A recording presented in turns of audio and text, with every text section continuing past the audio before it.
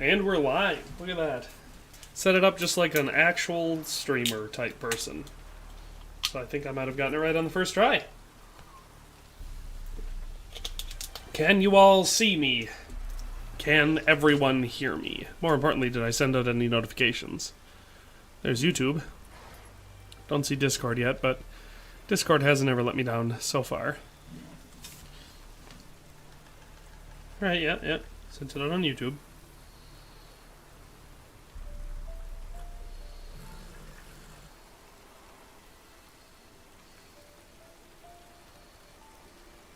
There's Discord.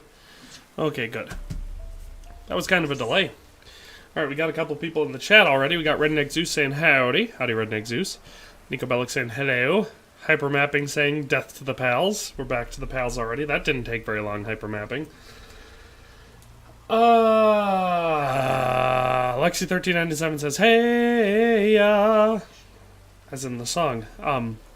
Great, there goes our monetization. Way to go, Lexi. Anyway, we're playing The Witcher 3, picking it up where we left off before, with the Nilfgaardian connection. What the heck? Ah! My controller's not working. What is going on? Well, now how do I get that keyboard off my screen? What the heck did I press?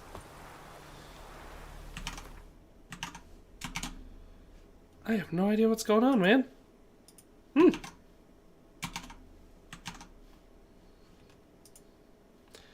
As Sir Dave Zilla would say, toss a coin to your streamer. Redneck Zeus says he's sick.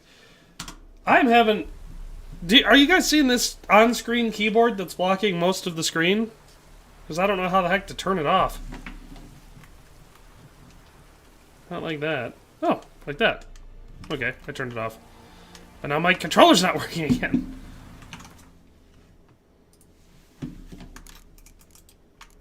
Ah, there we go. That was a pain in the ass. Alright. So we had just gotten here to Velen. Hypermapping says, hell knows, bruv, don't have any ore there. That means like the stream or Scourge begins. Alright, well, I've gotten it right, so let's see what the heck we're supposed to be doing. So the Nilfgaardian connection is the main quest that takes us to the end of the crossroads. So that's what we'll be doing, because we don't have any side quests yet, because we just got to Velen. That's it, Roach! Let's put our sword away. Makes me look a little aggressive, and you know, Witchers aren't aggressive. Hypermapping says, Dave the hero here reminded me of liking. Dave Zilla does that, because if you don't like the stream when he tells you to, okay, so we call him the Scourge of Texas, and that's because he scourges people. Oh, definitely not Estonian gamer popped in, and he said, what's poppin'? I'm sorry, I must have missed it. Let's, do what I always do, no matter where I ride through, and stop and get all of our billboard ads. That's how we get our map locations and our side quests. Missing wife? Missing wife, missing life. That's what they say, isn't it? Lexi said F me, I guess. What, did I miss yours too? Lexi1397 said night. Don't forget to like the stream. Oh yeah, that's right. Lexi also reminded her to like the stream. It's not just Dave Zilla. Yeah, but Dave Zilla threatens to scourge. What do we got here? I can see. What's this guy want? What do you want? So what's poppin'? The Witcher 3's poppin', bro. How's everyone's Christmas? Everyone have a good Christmas? I had a pretty good Christmas. A lot of driving, but now that I'm home, I'm happy about it. Oh, I remember this mission. Dave Zell said, if you guys hop on Red Dead or GTA with me, you'll understand why I've earned that title. Yes, he can scourge Texas all day and night, but if he wants to scourge you from where you are, it has to be an online game. I know your kind don't work for free.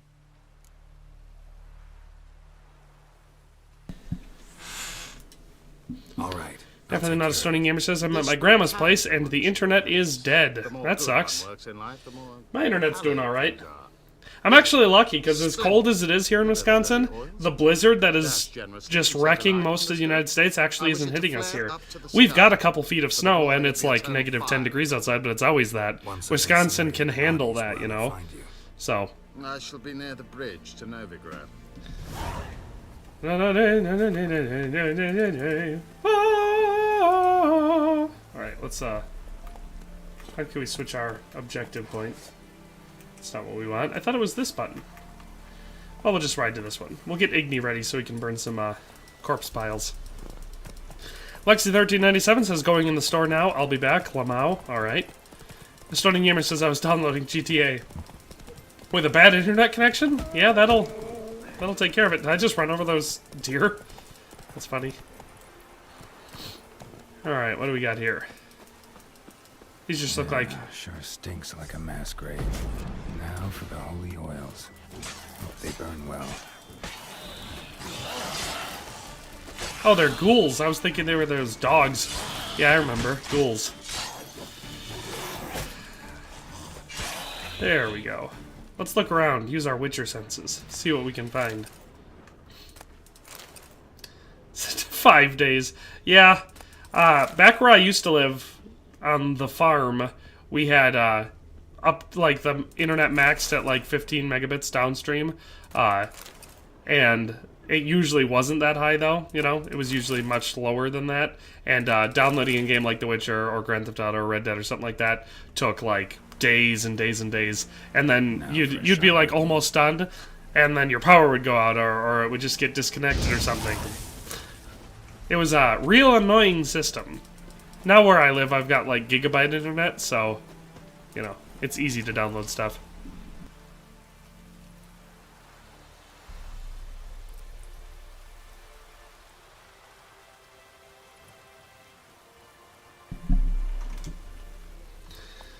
Alright, first one down. It was going at 150 kilobits per second. Yeah, that's pretty slow. Yeah, sucks having bad internet. I've done it for enough of my life to know that it's not fun. I mean, for a good chunk of my life, well, for the first chunk of my life, the internet didn't exist. And then for the next big chunk of my life, even though it did exist, we didn't have it. You know.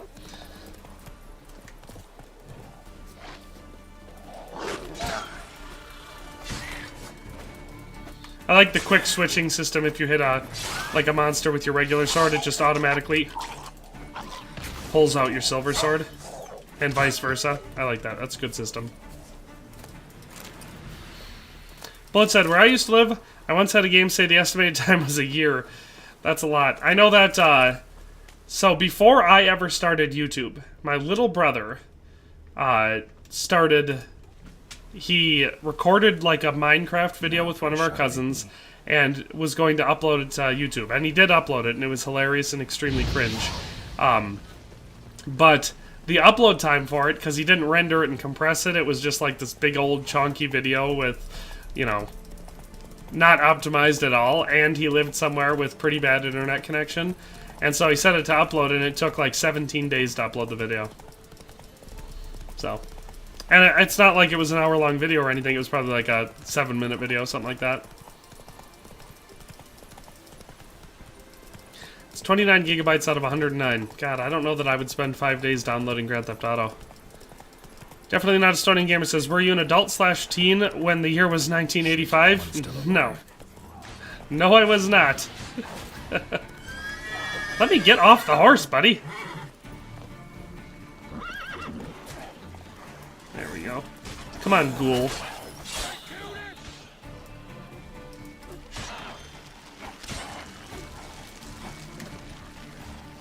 Oh, that's the run button. I was like, why the heck can't I get him to run?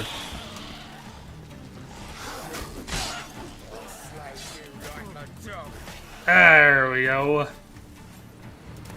So what's everyone been playing over this lovely Christmas break? It ain't that fucking priest, it's corpse eaters. I'm done with this damn town. A priest? We'd agreed to meet as usual, just a larger delivery. Good customer, I thought. Then they went. When was I born, if you don't mind me asking? Excuse me, asking a man his age. We still talking about a priest of the eternal fire? Dave Zill says, if you don't remember the dial-up sound, you weren't born right. I definitely remember the dial-up sound. We actually just got it the other day. My wife was calling somewhere. I think maybe a restaurant to find out if they were open. To find out if they were open on Christmas Eve, and it was real loud playing in the background. I was like, "Ha, classic." Hired a witcher to burn the bodies, destroy any evidence. A witcher? Redneck Zeus says Nico's 26. Redneck Zeus, way to go, spilling all my secrets. Nothing. Didn't pay Bullet me said to nothing, been busy the whole weekend. Oh yeah? What you been doing? Something fun or something not fun? You live by a Crazy D Entertainment popping in saying, hey everyone. Hello Crazy D, how's it going? Starting Gamer says, I have a rotary phone in my crib. We still have a rotary phone in our barn. We don't, farm in the barn anymore, but there's still a rotary phone in there. And we used it when we used to farm back, 17 years ago. But yeah. I've been there, done that. I'm not a hipster. I prefer new stuff. Like, there's certain things that I like the older way better, but there's like... For a shot of Igni. Like, I find it hilarious. People will be like, oh, like, watching film in the theater, it was so much better... our movies in the theater, it was so much better when it was on film, or listening to music, it was so much better when it was on vinyl. I've listened to it on vinyl, I've watched it on film. I don't think it makes that big of a difference. Oh, man. Well, Bullet, what kind of Christmas stuff? Just hanging out with the family, going all over the place, eating food, doing presents, all that sort of stuff?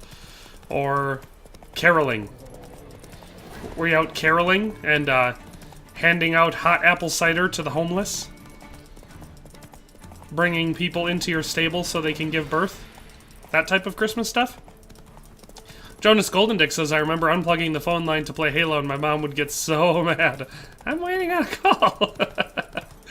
Yep.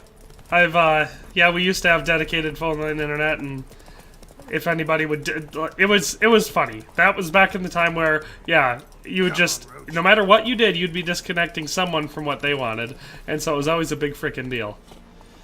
Are we there? What's this place? I mean, obviously it's some sort of a battlefield. I think I got off my horse a little earlier.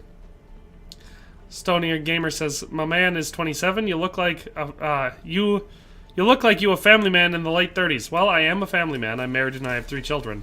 And trust me, saying the late 30s, that's not nearly as insulting.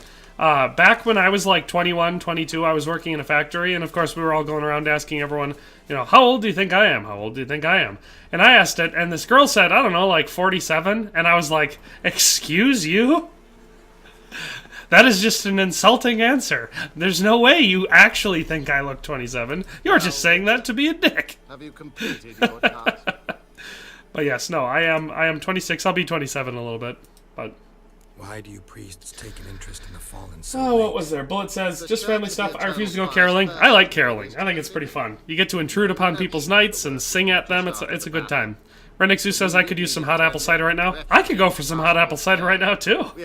That would not be bad at all. I've got kind of a throat tickle going on. That'd be nice. What would the people Bullet 315 says I dislike people. That's fair. I could see not wanting to carol. I mean, yeah, but maybe you could carol badly, and then you'd be punishing the people for existing, and therefore, playing out your dislike for them. Well, alive and pretty tough. Dave Zill says, it's been years since I played GTA, but these invite-only sessions are great. One of them survived. Compared to playing in the chaos with the rest.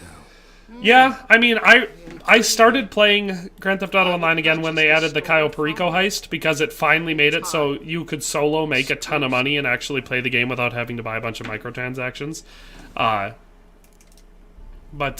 You can hire me, yeah. but you sure as hell can't buy me. I had a lot of fun with it. An impasse. Then it will be cheapest to kill you. Will it? 3 on 1. Surely we'll manage. Witcher. Do you guys think it would be cheapest to kill the Witcher Geralt? Well, 2 down. Let's see if the last one has the stuff of legends. He didn't do it. Alright. He says, Stony Gamer says, I mean, you look like you're 46, but I wouldn't be so mean. I don't think I look like I'm 46. I mean, I could see it, but I'm terrible at judging ages anyway, so maybe I shouldn't really be that concerned about what people think, because maybe I'm just the one who's bad at it. Because, like, so last time we were streaming, we were talking about Melanie Mack, right? Faster. And it was her birthday a while ago or whatever, and she said she's 36, and I was like, holy shit. She's 36. I'm 26, so she's 10 years older than me, but she looks maybe like she's in the 16 to 18 range. So she is 10 years older than me, but looks at least 10 years younger than me. Oh, man. So maybe I do look really old, I don't know. Not that I really care either, so... Doesn't really make that big of a difference. All I know is that I don't get ID'd when I go anywhere. Hypermapping says Nico looks his age. Thank you, Hypermapping. I think I look like I'm 26 too. Like I said, it's never been a big deal to me. Like, I've got a lot of friends and family and stuff who are like, they're about to turn 30 or whatever, and they're like making a big deal out of it. I was like, who the f cares, man? Does it matter? Does it actually matter? No. Ah, drown us. Ah, horse, ride, then you won't have to be afraid. Ah, my horse disappeared in the water. Stunning Gamer says, Nico, don't have friends with GTA. I can play with you if I either go to my crib or Granny pays the internet bill. I mean, I've got people that play Grand Theft Auto online. I mean, I think that's how we met Bullet, was that we met him on a Grand Theft Auto stream, and then he started playing Red Dead with us. And Zeus, I think, had it and everything. So we've got, if we wanted, we could play it. It's just, I can only play Grand Theft Auto online for, like, a couple weeks before I get sick of it, and I have to take a really long break again. On my account, here on the computer, I've got everything in the game, though. I've got every single business, I've got all the high-end vehicles, you know, all the shit. Dave Zill says, I'm an 89, that's when all the greats were born. I don't know, I've got a sibling that was born in 89 and might be the least great of all my siblings. I'm just kidding. Not only is there not an official greatness rating for my siblings, but the one born in 89 would not be the least great if there were such a thing. But Lloyd Staggs popping in saying, hey you guys. Hey you guys! Hey I bet! Yeah, that's what I'll say. Alright, we're at the inn on the crossroads. I bet you this guy's got Gwent cards. Looking for a man. Goes by Hendrik. What you want with it? Stony Gamer said, would you be mad if your kids had a beer when they were 17? No, I live in Wisconsin, where there is no legal minimum drinking age if you are with your legal of age parent or spouse. So at the age of 2, I can take my kids into a bar and order them a beer. The bartender doesn't have to serve because we have the right to refuse service in the United States. But legally, my children at any age can drink if they're with me. Or if they were to get married, like let's say my daughter is 18, she marries a 21-year-old man, they could go to a bar, and because he's 21 and they're legally married, and he's an of-age spouse, then she could also drink. So, no, it would not bother me at all. I drank long before I was 17. In Wisconsin, it's totally normal. Bullet 315 says, my parents have a thing every now and then when they realize that the 90s were 30 years ago. I know, it freaks people out. They panic. They're like, because 1990 was 30 years ago. I'm like, that's how time works, buddy. It just keeps going. Dave Zill said, anybody on the Xbox Series S? I'd love a hand. I'm level 10. Dave Zill, you talking GTA? Yeah, I mean, ask around. Anyone on here playing Grand Theft Auto Online on the Xbox Series S? Or Xbox, so I assume there's crossplay. Because Dave Zilla needs some help. Hypermapping says, I legit saw a 6/7th grader chugging down a beer. Alcoholic or not, it just looks so wrong from the outside. Depends. Like I said, totally depends on your culture. There are lots of countries where the minimum drinking age is like 14 to 17 or whatever. So they can, you know, just go to the bar and drink at that age. Damn it. Enough. I've never played through this game without killing these guys. All together.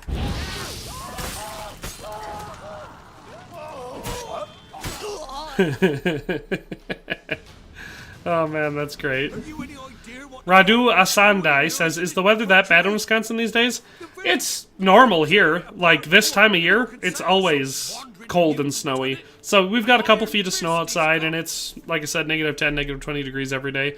But it's normal here. We're so used to that. Calm down. That's the way it goes. Definitely not a Stony Gamer says, my mom looks like she'd be mad when I drank. She annoying. Where's Hendrik? Maybe. Man lives In Estonia, is it a big thing? other side of the hill. Our thought process here in Wisconsin is that if you introduce people to alcohol young, and you know, are supervising them while they consume it and they understand what it does, they're much less likely to be alcoholics when they grow up. If you have a no-touch policy with alcohol for children and they don't drink until they legally can and then nobody is there to control them, that's how you get alcoholics who binge drink and crash their car and kill people. So, yeah, we definitely don't believe in that here. More the Baron's men in the village. Dave Zill says, I just need a couple hours of decent work to build some cash. All you gotta do is do like one Cayo Perico heist and you'll be set, Dave Zilla. Stunning Gamer says, too bad, Dave, I don't have an Xbox. Lloyd Stake says, started drinking when I was 14 and quit when I turned 21, kind of backwards. Same, Lloyd, that's the thing. I drank way more in high school than I do now as an adult. Every once in a while I'll have a drink like at a party or something like that, or if I've got a bunch of people over. Or super rarely if I'm out to eat, because usually if I'm out to eat somewhere, I'm driving and I don't drink and drive. So every once in a while, if someone else happens to be driving and I'm out to eat, I'll get the cocktail with my drink or something, or with my food. But no, I don't drink that much now, but I drank quite a bit when I was in high school. Blackens surrendered. Baron and his men took most of them alive.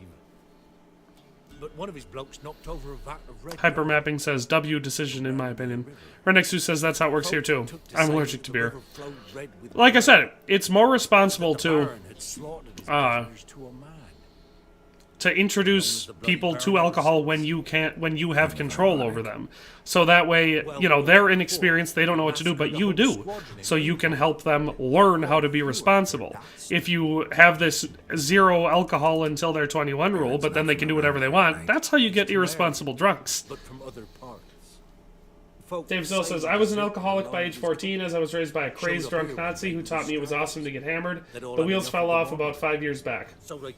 Yeah, that's the thing. I mean, a lot of it's cultural, so you'll get it from the people you're raised by, the people you're around, how you act, all that sort of stuff. I know a family that I used to be good friends with, but if any of them drink any alcohol at all, they turn into huge assholes.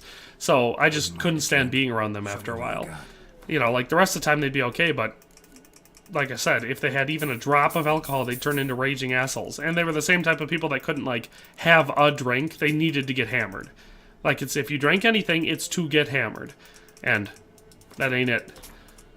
I am an actual, by the definition, social drinker. I only ever drink if there's some sort of a party or gathering or something like that going on. I'm never going to do it on my own. Thanks. Farewell. Dave Zill says, I agree with the early introduction, just not in an addiction cesspit. Well, yeah, of course. If you're introducing, a young person to alcohol at the age of 12 or 14 or something like that, and it's in the context of being surrounded by people who are violent drunks, that's probably going to be a really, really bad influence. So, yeah. Stunning Gamer says, I have zero respect for my mom. Thinks she's the boss and it's my dictatorship, then talks about how dictators should be burnt alive. I mean, to be fair, in the home, the parent is the boss, and it's actually the most real system of dictatorship because it's in no way a democracy. Children in the household have no authority unless they are of age and or have been given responsibility given authority because they pay bills or something like that. That exists. That's certainly a situation that happens. But that's the point of adolescence and parentage, is to have people who are supposed to be knowledgeable and responsible being in charge. That way you don't have children making terrible decisions. It only becomes a problem when the people in charge are irresponsible or whatever, negligent or whatnot.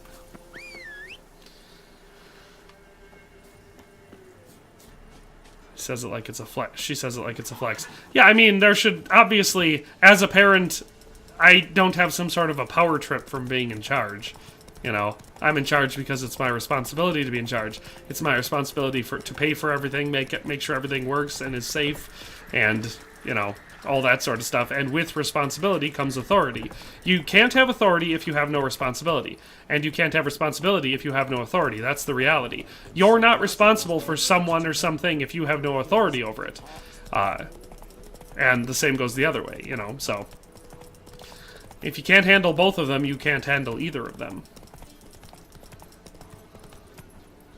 Being burned alive as a way of death is a blessing compared to suffocating in concrete. Oh man, they'd both be pretty bad. The thing is, the suffocation's pretty fast. You've got some moments of panic, but then you die, you know, because it doesn't take that long for the blood cut off to the head, and, you know, obviously no air and everything to kill you. So suffocation can be a pretty quick death. Burning alive is also pretty quick, usually, but again, you've got that limited time at the beginning of the pain of burning and or suffocating in that instance, because most people who are, like, trapped in a burning building actually suffocate, not burn to death. But, like, being burnt at the stake is probably a good example of actually burning to death. It's probably less than 30 seconds of excruciating pain before you actually get to death, you know? So, hard to say. I wouldn't choose either of them to be my way to go. I would choose something else. But, yeah, those would both be pretty similar, I would have to think. Stony Gamer says, it would be normal, but she won't even allow me to go fishing. Well, you gotta go fishing. That's the rules. I would get it maybe if you lived in an extremely dangerous area and she was worried you were going to get, like, gunned down by gangbangers or something, but I'll not forget that ever. I went fishing all the time when I was a youth. Dave Zill said, my personal life has been a mess trying to figure out how to be a real human, but my 2 kids are going to be raised by a better man than I was. Well, that's the goal, right? You always got to make sure that however good or bad your parents were, you got to make sure that you do better. Because you can always do better, you know? There's always at least one thing that wasn't done right, and in some people's cases, everything wasn't done right. I have the same method. I mean, I feel like my life's no more messy than anyone's. You know, I don't have a whole lot to complain about, at least from my perspective, but I don't raise my children the way I was raised. Let's put it that way. It's different. And I would like to say better. Thought to myself, strange. The toads. Redneck Zeus says, I respect my mom even though she's a pagan, gypsy, Wiccan libertarian. Whew. If my mom was a pagan, gypsy, Wiccan libertarian, I would send her to some sort of a reversion camp or something. I respect her and love her too much to let her live her life in such a questionable way. I had a friend once who, he was an atheist and his wife was a Wiccan. And he was like one of those atheists that has to talk about it all the time and has to criticize religion all the time. So he was very outspoken about it. And I asked him one day, because he was talking about how his wife was a Wiccan, I was like, so, do you just think your wife's crazy? Because if you're an atheist, if you're a staunch atheist, that doesn't just mean you don't believe in God, it means you don't believe in anything supernatural. Because if you believe in Satan, how could you not believe in God, you know? And so, his wife's a witch, essentially, because Wiccan's just a fun, modern way of saying witch. Because they do the same stuff as pagan witches. Which is just worship Satan in most ways. Through the guise of nature, but in essence, it's Satan worship. And so I asked him, I was like, do you just think she's crazy, or whatnot, or what, you know? Or do you just humor her? And he did not like that question. Because I was like, if you've got the ideology that it's stupid to believe in God, shouldn't your ideology also be that it's stupid to believe that, you know, you can control nature and witchcraft and such? Shouldn't those go together? That was my logical reasoning there. Definitely not Stony Gamer says, I mean, my mom is way too restrictive. I can't weigh in on that, Estonian Gamer. I don't know personally. I can take your word for it. If, like I said, if my mom didn't let me go fishing and there wasn't some sort of a really good reason behind it, I would say, yes, that would be too restrictive. Because, like I said, between the years of, like, 9 and 15, I went fishing all the time. Like, it was a daily basis type thing. We lived in a town that had one of the state's major rivers running through it. And so I was down at the river fishing pretty much every day. And we're talking a big river, you know. It's like the 3rd or 4th biggest river in the entire country. You know, this wasn't some little trickle. It was not quite Mississippi-sized, but maybe about a quarter that size. Big-ass river, you know. So it's not like it was a super safe location, but I went fishing all the time, and obviously I never got hurt or anything, so, yeah. Stony Gamer says, like, I wish you raised me like my granny raised them. They didn't give a shit. I mean, it's better not to... It's not good to wish your parents didn't give a shit at all, because I've been through that personally during periods of my life, and I know a lot of people that have, and it's not good. It's not a good way to grow up, because you do want your parents to give a shit. But there's also the aspect of being given enough free rope. It's not giving them enough rope to hang themselves, but giving them enough rope to experience and learn while you're an adolescent and while you can be formed. Because like I said, the problem with every single situation and waiting until you're an adult before you give someone authority to make mistakes is that they make bigger mistakes, you know? That's the issue there. Sir Dave Zell said, this guy isn't an atheist, he's just being inflammatory to the religious space around him. I had a phase like that when I was younger. Well, yeah, I mean, it depends how you want to define things, because I've known a lot of people who, you know, are fully grown up, and also, obviously, people in their youth, that are self-proclaimed atheists, and are like that. In fact, most of the people I've ever met who would call themselves atheists are in your face, criticizing Christianity, and it's usually Christianity, but any religion, calling you incredibly stupid if you believe in it, and that it's fairy tales and blah blah blah, invisible man in the sky. You know, they'll do anything to try to be inflammatory. The vast majority of people I've ever met that identify as atheists talk that way. There are some that I've met that call themselves atheists and then just are real laissez-faire about it, like they don't care what you believe. So I've met people like that too. But in my experience, it's way more common for them to be super inflammatory and in your face about it. And like you said, to to be inflammatory because of the religious people around them. Great. You know. Hypermapping says Gigma. What's Gigma mean? Maybe they missed something. Is that like Ligma? Need to check his pockets. Trousers are stiff, as if hung out to dry. Yeah, Dave Zilla, I agree. I think if he was actually, that's why I asked the question, because if he actually believed that, you'd think that he'd be criticizing his Wiccan girlfriend / wife. I don't know if they were married, but you know, like it would have to be equally done, because you can't possibly think Christianity is stupid, but Wiccanism is not. You know, Wiccanism, Wiccan-itchery, I don't know what you call it. The worship of Wiccaniety. But yeah, exactly. That was my thought process behind asking him the question, because if one is stupid, the other one is at least as stupid. Estonian Gamer says, my mom speaks a lot, she speaks shit. She has to be healthy, a good tip, right? Then she goes and literally only drinks Coke for a week straight. Do you mean like cocaine or Coca-Cola? Because neither one of them is terribly healthy, but one of them is significantly more illicit than the other. Hypermapping says Wiccan ? It's a fancy way of saying pagan witchcraft, essentially. Because that's what it is. Interesting.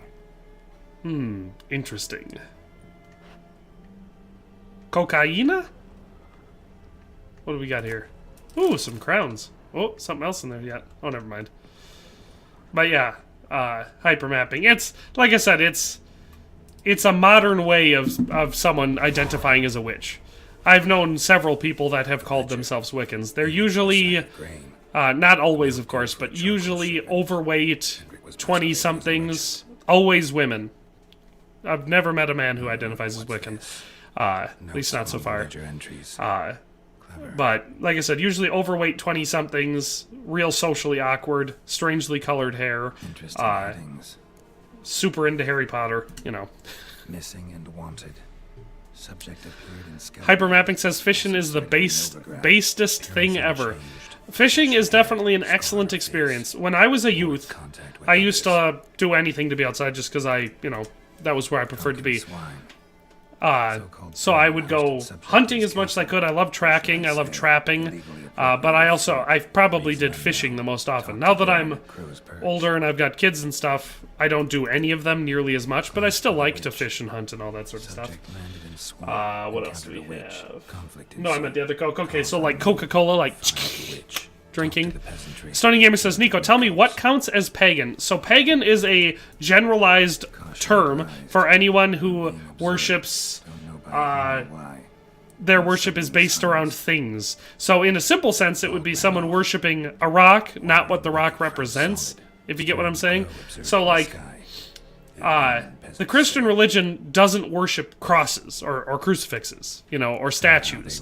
Those are representations of a person. right? So if you see a statue of Mary, we don't go and bow down, or a statue of Jesus or whatever. You got, let's say you got a statue of Jesus, because that's obviously, you know, the Christ. So when we genuflect and pray, we're not praying to the statue of Jesus. We're not, that statue is just a statue. We know this, we are using it as a focal point to focus on and worshiping Jesus. Pagans, however, in pagan religion, it will literally be like that rock is sacred. That ground is sacred. That's why it's so important that Stonehenge is most likely a site of worship, because it was actually the place that was sacred, the rocks that were sacred. That's at the base level, because all pagan religions fall under that. But then on top of that, your pagan religions are almost always polytheistic. They'll have all sorts of different gods that all do really small, minute things, instead of the Christian religion or Muslim or Judaism, where you've got a single god, a monotheism, and that god is the commander of all. You have a god of the sun, and a god of plants in the spring, and a god of the harvest, and a god, all this sort of stuff. There are all these individual hyper-focused, quote-unquote, gods that supposedly do all these sort of things, and that's where you get the inanimate object worship, because you'll have the god of the harvest, and the sacred thing for that will be these funny stick bundles that you'll hang up, so... Pagan worship is usually very humanist in nature. It tries to ascribe human emotions, motives, all that sort of stuff to the gods, quote-unquote, instead of having them being above and beyond, which is why you get these stories of petty gods who are cruel and vengeful and all this sort of stuff. So, if you want to get into a whole ideological, theological debate about paganism, it's obviously very complex. But as a general vibe, it usually has to do with the nature of worship, and that being in the inanimate instead of in the metaphysical, if you can understand that. Dave Zill said, I have no problems with people of any faith or culture. I should probably fight before I read that. Zoinks!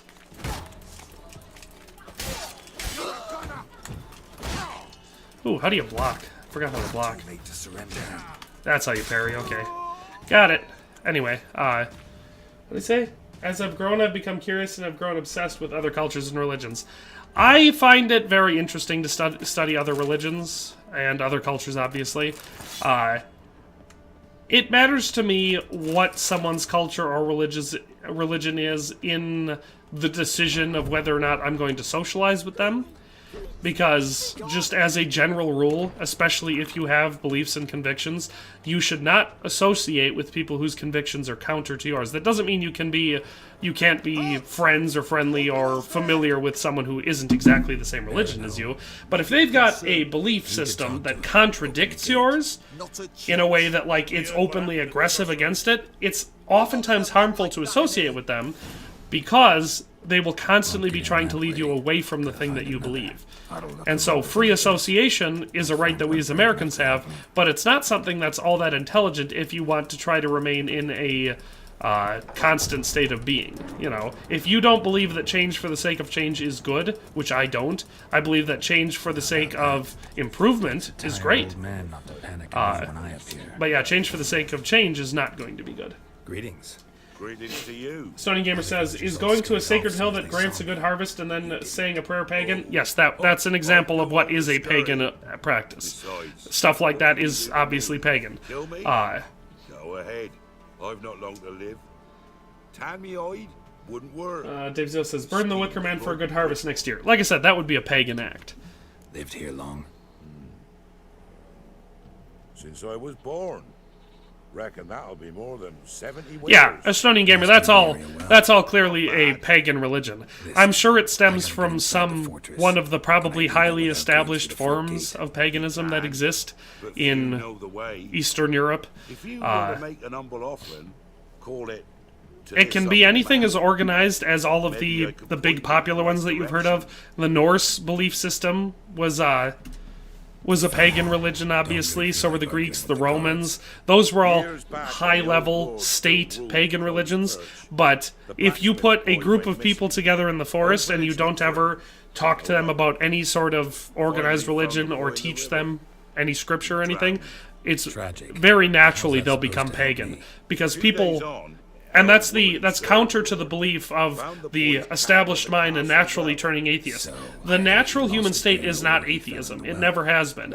If you don't influence people, you put them in a secluded section, they're going to develop a pagan religion because it's a very rudimentary belief system. They'll do a certain thing and observe a certain thing. That's how you get like the belief in a rain dance. You'll have these people dancing for 7 days straight doing this quote unquote rain dance, and then eventually it starts to rain, and they're like, finally the rain dance worked. And instead of the what we would call the scientific belief of it finally rained.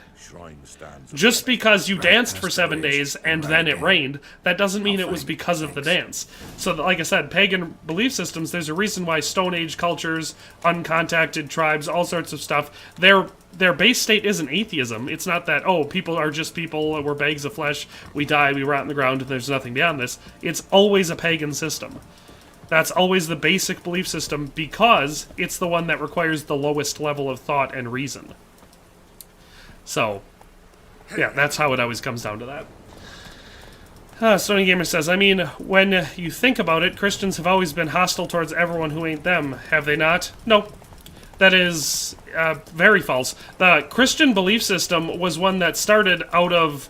It's actually one of the only belief systems that was founded in a sense of pacifism. It's not hostile towards others. The goal is to help others become Christian so that they can share in eternity with Jesus Christ. That's the whole idea. That's the great command that Jesus gave at Pentecost to his apostles, was to go out and convert people to Christianity to bring them into paradise. It has nothing to do with killing or anything.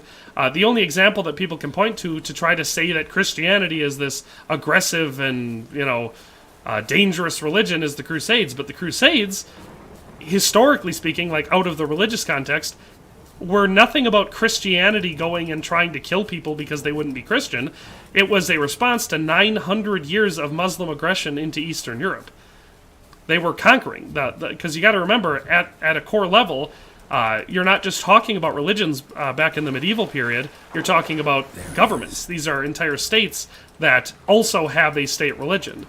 So the Muslim Caliphate was trying to conquer land as governments, kingdoms, people do. That's how they become bigger and more powerful, is to conquer land. They just also were Muslim. It's not... the difference there being that in the Quran, they have a command to go forth and to conquer, which is not the Christian command. The Christian command is to go forth and convert. They're both the same basic goal. It's just that one is through conquest and the other one is through proselytization and evangelization. That's the difference there. That's why the Christians sent missionaries and the Muslims sent armies. The Crusades, however, were two things. It was to reestablish a Christian dominance in the Holy Land so that pilgrims could go there without just being murdered, obviously, and also to stop the ingress of the Muslim Caliphate in conquering the Eastern Roman Empire, the Byzantine Empire, and that was at the request of the Byzantines. So that's how they actually historically came about. It wasn't Christians hate Muslims and therefore they're going to go kill them. That's a modern nihilist recreation that tries to cast Christianity in as negative of a light as possible. So no, long answer is no. Christianity has not only not always been aggressive towards every other religion, it's never been aggressive towards every other religion. Now, mind you, they did convert all sorts of people, and it depends on the part of the world and who was doing it, because obviously there are historical examples of bad things being done in the attempt of Christian conversion. I must be close. Let me get up. Anyway, I feel like I got really behind in the comments there.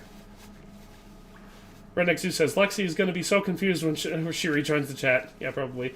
The idea might be peaceful, but the execution is bloody. Well, like I said, if you look at actual history, not just what modern people like to really obsess about and everything, the vast majority of, Christian missions and all that sort of stuff to convert pagan religion or pagans to Christianity is not that bloody. A great example being Saxon England. You actually look, because you had multiple times where the populace reverted back to paganism in some form or another. How the heck do I get out of this pool?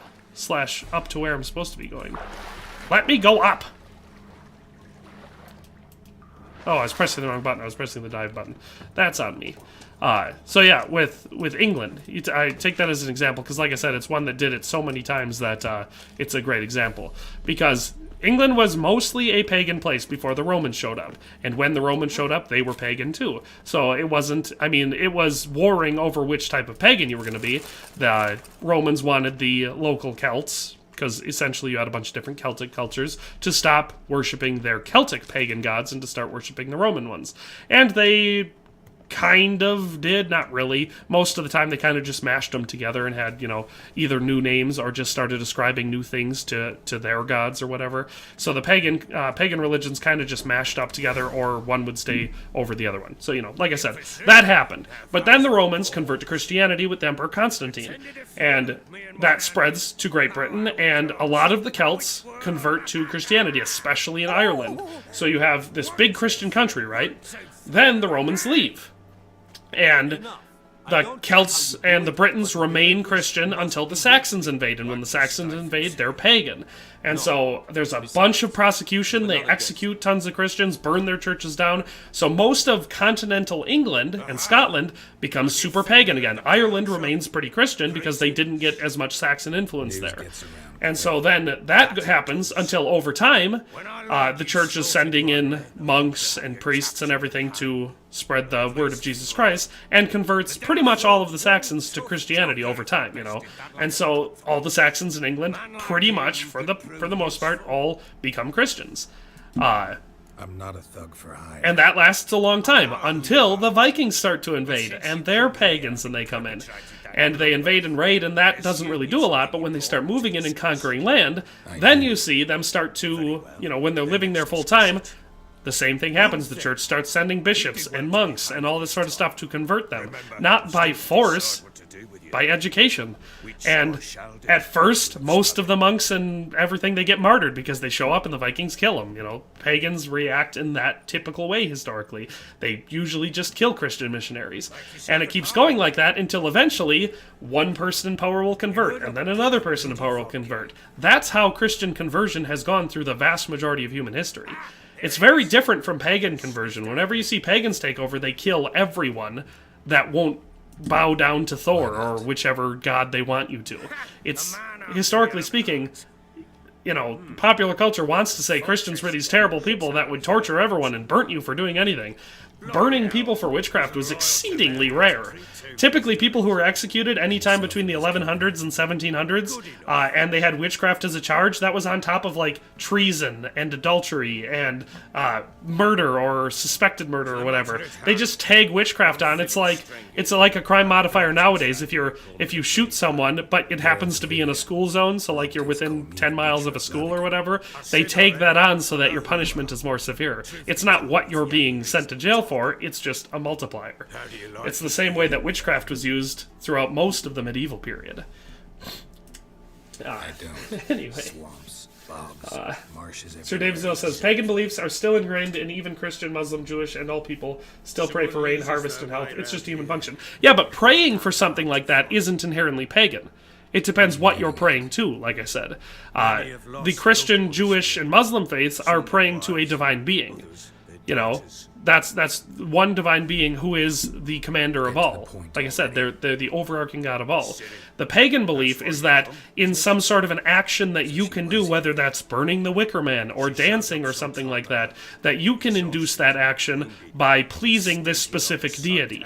It's like I said, it may seem semantic, but it's a totally different way. It's a different form of worship, you know.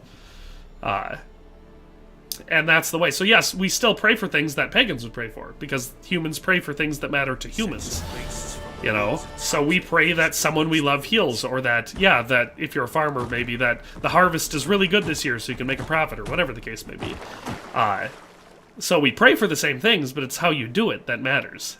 It's not just the substance, but the form of how you do it that matters.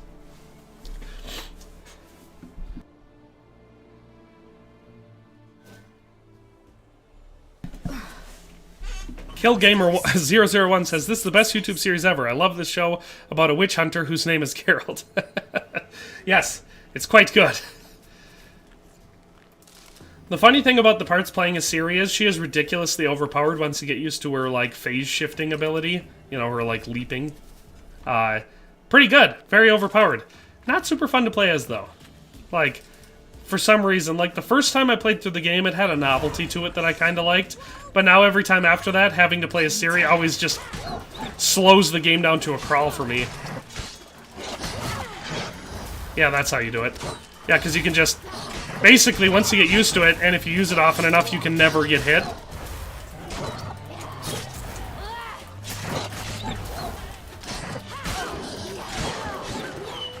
Ah, we got him. I mean, Estonian paganism has always been peaceful when you exclude the few raids on the pagan Baltic Sea. Well, it also depends what you mean. Because I'm sure there isn't one universal paganism in Estonia, and for another thing, you're talking about a system of belief that probably controls an extremely small amount of people and only has historically for a short amount of time. All of your Eastern European nations were in a state of constant war for thousands and thousands of years, you know? So there was never any great period of stability where you had a building up. Hypermapping says, please give me Coke. I've never met anyone that gives out Coke. There's usually some sort of a trade that has to take place. Redneck Zeus says, Buddhism is also a very peaceful form of paganism, but it's still pagan. Well, yeah, that's the thing. When you take Buddhism as an organized religion, it's a pagan religion in the ways that they worship and the things that they do. But they're a pagan religion with a strict code of non-aggression, you know. So, I'm not saying it doesn't exist, for sure. Then I saw a butterfly, and I ran to catch it, and I lost my way. Just like you'll find sects of Christian, well, quote-unquote Christian, religions that would not be described as peaceful. One of them is Mormonism. Now, most people know that the vast majority of Christian religions don't recognize Mormons as a legitimate Christian religion. The Catholic Church doesn't. Most of your large Protestant denominations do not view Mormons as actually Christian because their belief system has too many contradictions to the Bible and Scripture and the teachings of Christ. So, but, that being said, for a good long period of time, basically from the founding of the Mormon Church up until the 1950s or whatever, Mormons as a whole, like the religion itself, advocated for extreme racism, prejudice, violence towards non-Mormons. Back in the Old West period, so what you'd probably call the 1830s through the 1880s, Mormons were well known for just massacring other groups of people because they wanted their stuff. You had, like I said, it was not violent in a religious crusade type of way. The people were just basically, you know, their religion allowed them to be violent for whatever secular reason seemed fit. And because you had the, you know, they had one ruler typically at a time, starting with Joseph Smith, but eventually it devolved into sort of a feudal system where your local bishop commanded everyone in, like I said, like they would, or like you would expect them to in a feudal society, you know. So, if you were to consider Mormons Christian, they'd be a great example of a violent Christian sect. But, yeah. My father can even do that. Mine could do a lot more. Come. Alright. I don't think Estonia has fought a war in history except the War of Independence against the Russians. Estonia might not have a streak, but they're generally the most neutral. Yeah, I'm not saying Estonia fights a lot of wars. I'm saying the territory that makes up Estonia and most of the countries around it historically is always involved in some sort of a border struggle. It may not be now or for the last couple decades, but when we're talking history, obviously we have to consider more than the modern age. And if you look at the medieval period, you don't have a long period of structural stability like you would with a nation like France or Spain or England, or even places like Germany or the Czech Republic or Bohemia, you know, things like that, who had pretty long stretches where their borders were maintained. Most of your Eastern European border states, as they would be at the time, constantly had armies rampaging through them, going from one place to another. So it just doesn't have a whole lot of time to develop a culture as much. That's why when so like you as an Estonian can recognize Estonian culture, right? You can see it because you're very familiar with it.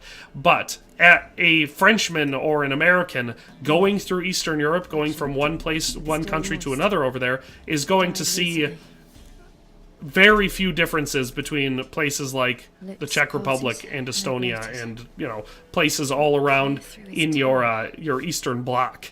All of your that's kind of why we use the Eastern Bloc as a generalized term, because they're all vaguely similar to us. Your Latvia, your Estonia, even though you in Estonia is going to have some very strong opinions about your country and very strong opinions about a place like Latvia, whereas the outside world isn't going to see that. That being said, the outside world does see a huge distinction between Spain and France. Even though they're neighbors, the untrained eye is going to recognize the cultural difference there, because they had more of a time of development. Marrow's missing. Interesting. Then Estonia is, of course, felt threatened by the Christians who wanted to convert them. The obvious answer, in my opinion, would be to convert. His liver's gone. And then began the wars. Why are you digging through Hypermapping these says, berries? Nico, your state is only one state away from Would you Ohio, mind and the opening state your separating you is legs Michigan. That also includes a Great Lake, though. We've got a good water barrier there. We don't even... It's even hard for us to consider ourselves neighbors to Michigan, because we've got such a big body of water between us. Had a fall. Could practically be foreign countries in any other part of the world with that big of a chunk of body, with that big of a body of water between you. So I feel like we're more than 2 degrees separation off of Ohio. I've no silver, but I can make a blade. Bobik says, can't really stick around, but YouTube decided to randomly recommend me the stream. I wish you all a happy Christmas and a good day/night. Thank you, Bobik. I'm glad you dropped in. I'm glad YouTube randomly recommended this to you. I wish you a Merry Christmas, Happy New Year, and obviously a great day and or fantastic evening. Terrible pain. Lexi1397 says, I'm back. And also thanked Bobik for dropping by. Did your father teach you? Not my father. My uncle. Uncle Vesemir. Rocker Robin says, make Michigan Canada again. I can't get on board with trying to cede land to Canada, because as America's top hat, they are unimportant, but most importantly towards why I have feelings of animosity towards them. Recently, they've been doing a real shite job at trying to protect Western civilization in any meaningful way. They're real great at the degradation of Western civilization. So yeah, like I said, I can't get on board with giving them any more land. In fact, I would say maybe we should take some land away from them. But on the other hand, I would say make the Upper Peninsula part of Wisconsin. That I can get on board with. So make the UP Wisconsin again? Yeah, I'll get on board with that.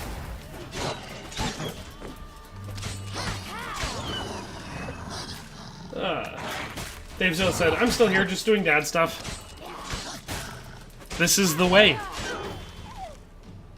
Renix Zeus says, make Canada America again. See, Zeus is on board with what I was saying. I can't agree to giving Canada any of America, but I could agree to taking Canada away from Canada. They've clearly proven that they're real bad at running it, so we could take it off their hands. I mean, yeah, before the Crusades to Baltics, Estonia was pretty much peaceful. Then war began. The different clans warred because some clans were violent Christians who saw the pagans as worshippers of the devil. Hypermapping says, Calradia has 53 towns, USA has 50 states. We can compare the towns to the USA states while being stereotypically based. That's probably true. If you could do a 1-to-1 Calradia to the United States comparison. Greasing my blade. Wouldn't be that off. Recently I've been playing the conversion mod Realm of Thrones in Bannerlord. That's mostly what I've been doing. And so it's a total conversion mod that brings the whole game, Game of Thrones, whole game into Game of Thrones. So it's got conversions for the factions, armor, troops, all that sort of stuff. It's great fun. I love conversion mods. It's why I love Mount & Blade games as much as I do. And one thing that's very noticeable when you start that mod is, wow, the map is so much bigger. It's got to be 10 to 15 times the size of the vanilla map. It takes forever to get from one end of that map to the other. What do we got here? Ooh, a dead pig. But a pig here? No. I'm hoping everyone's been having a great... I don't know if you've got, like, a couple days off work, or if you're school age, if you've got the week off from school, but I hope everyone's having a great Christmas vacation nonetheless. I know that for us around here, most people at work only get like an extra day off, and so they had Monday off. You know, they had the weekend and the Monday off. And so you're already back to work. But whatever the case is, I hope you're having a good time. Spending it with family. doing all sorts of stuff. What does it say? Rocker Robin says, "You're one to talk. Look how much of a shit show the U.S. is in. Have you not been following the Twitter file dump showing massive corruption and mass censorship?" No, Rocker Robin, I definitely have been following that.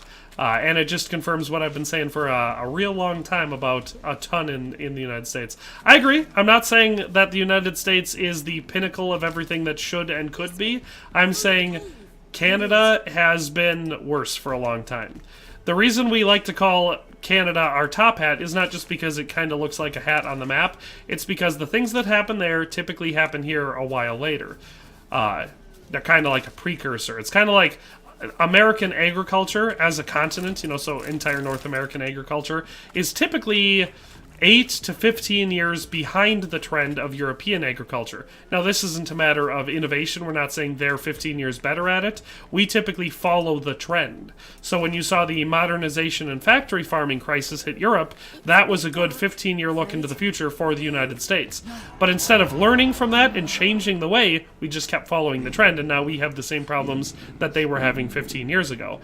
So it's the same sort of thing as culturally that we follow the trends from Canada. So they go further and further more socialist and corrupt and all sorts of problems like that, and the United States just follows that trend. So, like I said, it's unfortunate, but that's oops, missed him. King of the Wolves? Who is this? Who are you that would call yourself King of the Wolves?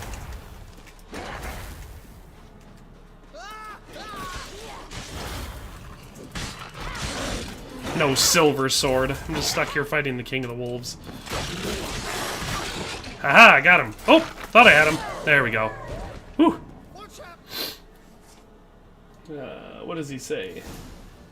If that was the case, listen up. Tial is the Ohio of Calradia, and you can't deny it because it's just true. What's happening in Canada is happening in the US. Yeah, I'm not arguing with you, Rocker Robin there.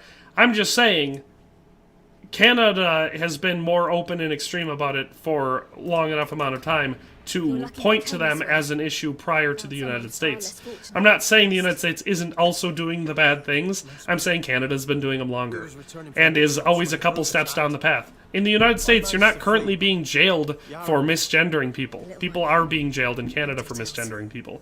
So like I said, you can say that both are bad and also recognize that one is worse than the other. At least here in the United States, we as individuals have a right to defend ourselves and have a right to the tools to defend ourselves from oppressive governments. In Canada, you don't have that right. You can get your hands on guns, obviously, through a licensing process and all that sort of stuff to actually get it. But here, you don't need to do that. You automatically have the right. You can go down to the store and buy it once you meet the legal requirements. The age and obviously your criminal status not being one of felony conviction, Stonian Gamer says, I ain't on the convert to Christianity boat, really. I don't like when people tell other people what to do or who to worship. The only reason I am on that boat, the convert to Christianity boat, and mind you, this is a good reason, is because I care that everyone else doesn't go to hell. That's not me daughter. Rocker Robin says, nothing says, yeah, join my cult or go to hell. Christianity has never been a cult. The things that we subscribe to as the modernist, if you want to look at it like, you can say the argument that we don't need religion because people know how to be good and bad nowadays. The whole point of that is those rules and morality come specifically from Christianity. And as a precursor to that, Judaism, and as an afterthought, Islam. Because those rules of morality didn't exist in society prior to the organized Abrahamic religions.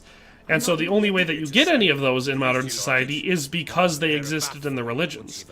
They don't come from natural human states of being. The natural human state of being is tribalist and warring.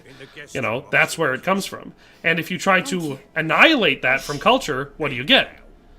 Are the secular cultures that we live in now better than before? When most of your people actually felt a call to be loyal to their religion and that's how they get their morality? Is culture better now than it was then? That's the question I have. Obviously, I can't say if your life is better now than it would have been then. That's two set apart, one apiece. But as a whole, society suffers and we see the ills. And a lot of people like to just look at that secular. They like to say, well, it's because of these socialist policies or whatever the case may be. The thing that you don't like.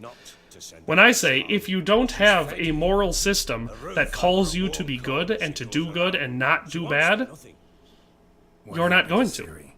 Humanity has proved that throughout all of human history. If they don't have some sort of a force that tells them the things that are good and bad to do, they're going to do the things that are fun and easy to do, not the things that are good and just. That's just what history suggests. Some of my better men. We wish to come to an agreement, do we not?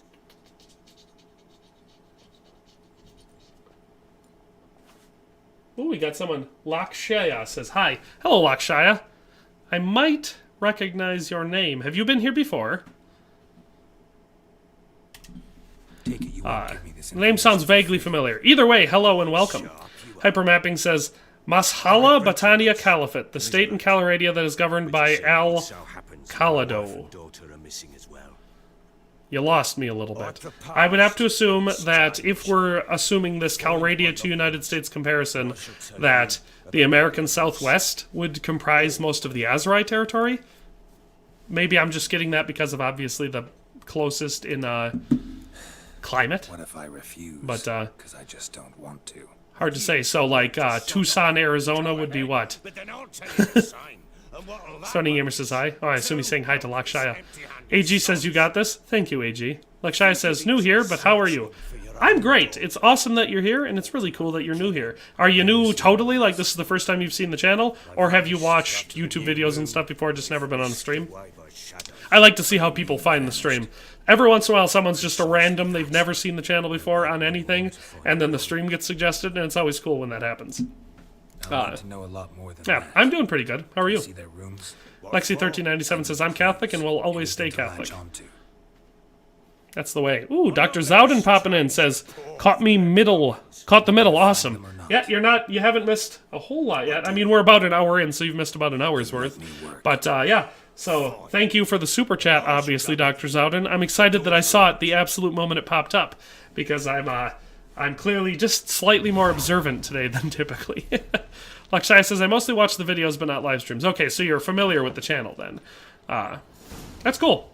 Yeah, I don't live stream crazy often, and it's definitely not consistent. You know, I'm not what you'd call... I'm consistent for videos. I'm not consistent for streams. Typically, I start opening up streams when I have when the priority drops off of covering a specific title, you know, whether that's a newer game or just the thing that I'm super into at a time, I'll do tons and tons of videos. And when I'm doing that, I oftentimes won't stream that much. But I'll start opening up and streaming once or more a week when I pop into a period where I don't have nearly as much of a priority to make videos. You know, and that's what I'm in right now. Because I'm still making lots and lots of videos for Bannerlord, and I'm thinking I'm going to make some videos for some of the mods for Bannerlord because I've been having fun with them. But it's not a crazy demanding need to happen right now, which is why I'm also streaming. So, happy to have you here, and I hope you're enjoying the stream. We got a little heavy into our religion discussion early in today's stream. Usually it takes longer for us to evolve into a theological discussion. It happened pretty early in today's stream. Mostly watch the videos. Wreck Robin.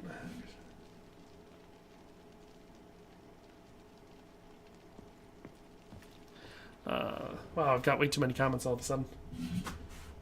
Definitely not a Stunning Gamer says, yo, the doctor dropped a €5 bill. That he did. Like I said, always grateful for Dr. Zowden moneybags popping up in here and paying for my lunch. That's the way I like to look at it. I usually don't go out to eat after the stream, so, you know, it's probably deferred payment for my lunch. Because I'll probably just eat something out of my kitchen. But that being said, helping to pay the bills, Dr. Zowden. Well, cough, cough. Bring out the gimp. Sleeping. Well, guess you'll just have to go wake him up now, won't you? Your videos are awesome. Thank you, Lakshaya. Thank you for putting them out. Amazing stuff out for us to learn from. Thank you. I have basically, the process for me never gets old because I think it was last stream someone asked me, like, how do I keep going when my channel doesn't grow, like, very fast. I obviously have a very slow growth pattern, even though I release what a lot of people consider to be nice, high-quality content on a very regular basis. The key is I only play games I like. I don't jump around following trends, playing games that are going to be popular in an attempt to grow, so I don't get sick of it nearly as quickly. I feel like if I did that, I would have quit YouTube a long time ago, because I only play games that I like. And so, like the instance right now, releasing all these Bannerlord videos, it is absolutely no problem at all. It is a pleasure to release them because I enjoy playing the game. You know, I can play the game for a nice long time, get to know it really well, test out all sorts of stuff so I can make a video, and it's not a pain in the ass. I like playing the game, you know. So, I'm glad you enjoy them. Just know that I also enjoy making them. Alright, we're seeing some more comparisons for Cal Radio. We say California is Gayland. Okay. I guess that makes sense. That's a pretty good pun you've made there. I like that. Jalmaris is Texas. Bolt 350 says, we just need politics, food, and demonic dolls. Yeah, that's the average stream. We haven't gotten to food yet. I saw before I started the stream today that I think it was Redneck Zeus, or maybe it was U-Bullet, brought up the crack thing in the Discord server again. So we had the demonic dolls briefly, and then of course we've had a discussion of paganism, Wiccanism, and Satan worship anyway. So, you know, that brings in a little bit more of your demonic doll sort of vibe to it. We haven't gotten to food, but we've definitely covered religion pretty well. And a brief political discussion, because we talked about Canada and the social failings of the United States following such things. You know, so we've done a little bit of everything so far. Just haven't started talking about food yet. You hear the sergeant took a lashing from the Baron. Dr. Moneybags throwing more money? Gave me 5 more euros and said, without going into too much detail, can you tell us about your day job? My day job? So, without getting into too much detail, I stand on the corner and wait for people to come by, and I do a thing, and they give me money. Is that not enough detail? Let me know if you need more detail than that. Like we've covered on the Discord server, which I don't know, Dr. Zowden, have you joined the Discord server yet? Because we actually did talk about my day job on the Discord server quite recently. told me about you. And there's a fun amphibian amphetamine crossover there. We did? She said where going, or what she came here to look for. She said she Rocker Robin says, so can... Oh, what did he say? So can you explain why Easter is a holiday that worships Ishtar, Egyptian fertility god, or why after every prayer you say Amen, who is Amun, the king of the Egyptian gods, you're unknowingly pagans renamed? Okay, so none of that's true. Easter has absolutely nothing to do with fertility god. If you're talking about some sort of a date coincidence, it's entirely unrelated. Easter is the day where Jesus rose from the dead 3 days after being executed. That's what we worship on Easter, and that's all we worship on Easter. Or I shouldn't say worship. That's what we respect and reenact, because we're just still worshiping Jesus. It has absolutely nothing to do with any sort of Egyptian god. Like I said, anything there that you might be trying to draw from would be simply coincidental. And if you're talking about some sort of an Easter egg rabbit type thing, that's not Christian. That has nothing to do with the Christian religion. It's been tagged on in the end. So that's totally unrelated. Aside of that, Amen, again, it has nothing to do with the God. Thanks, great God. If you don't know what Amen means, it's just a word, by the way, that means a thing. If you don't know what it means, then having a theological discussion with you is essentially pointless.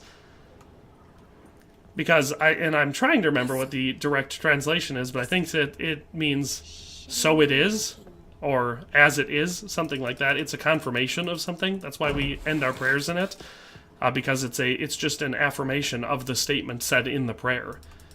Or if it's an intercessory prayer of the request made in the prayer. It has nothing to do with some sort of a God worship. That's not what Amen means. That's why we laughed at all of the leftists when they started saying amen and a woman, because it is totally unrelated to the meaning of the word amen. It has nothing to do with gender. Anyway, all of that aside.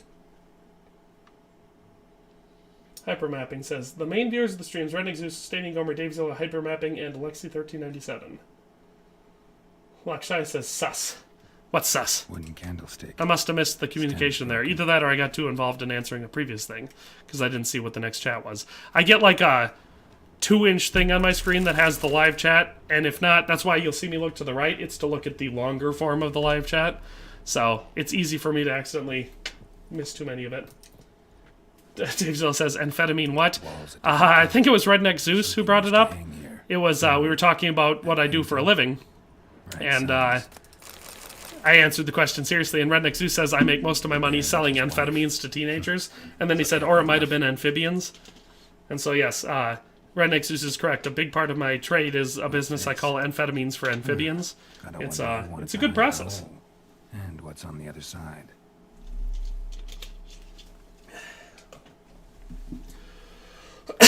Let it be so. Yes, Redneck Zeus, thank you. I knew it was something like that. It's let it be so. That's the direct translation of amen. It's just a word that means a thing. It's not a reference to some sort of a pagan god. That's the same thing as all the people saying Christmas is just to cover up for the celebration of Solus Invictus. They're not unrelated in the way that pagans invented Solus Invictus after the celebration of Christmas on December 25th to try to revive paganism. If you study early medieval history and late antiquity, you see that there are multiple movements of powerful people in Rome and without to try to bring back paganism into the sphere after Christianity became dominant. And Solus Invictus was an example of that. That's the whole idea, was to try to popularize that in a way that said, this is what we should celebrate on this day, and to try to draw people away. It never caught and didn't take over because by that point, the dominant force in society was already Christianity. Anyway, Hypermapping says, how's my new profile pic? For a while, it took me to realize who you still were, because I was like, I read through it, and the first thing I see when I see it is the profile picture, and I start to recognize the profile pictures of people who comment frequently, you know? And so I saw it the first couple times, and I'm like, who's this new guy that's on the Vlandian hate train?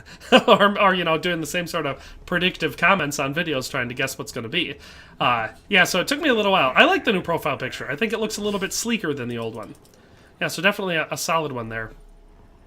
Damn. Trail breaks off. Ooh, a talisman. Spruce wood. Find something else. Smells of juniper incense. Christianity and Islam both share beliefs with Jewish religion, and that is where amen and amin comes from. Yeah, they're all Abrahamic religions, all three of them, because you have Judaism, which obviously exists for a good long time. Then Christianity comes about with the birth of Christ, and obviously the apostles creating that with Jesus, you know, afterwards. So we all know how the New Testament goes.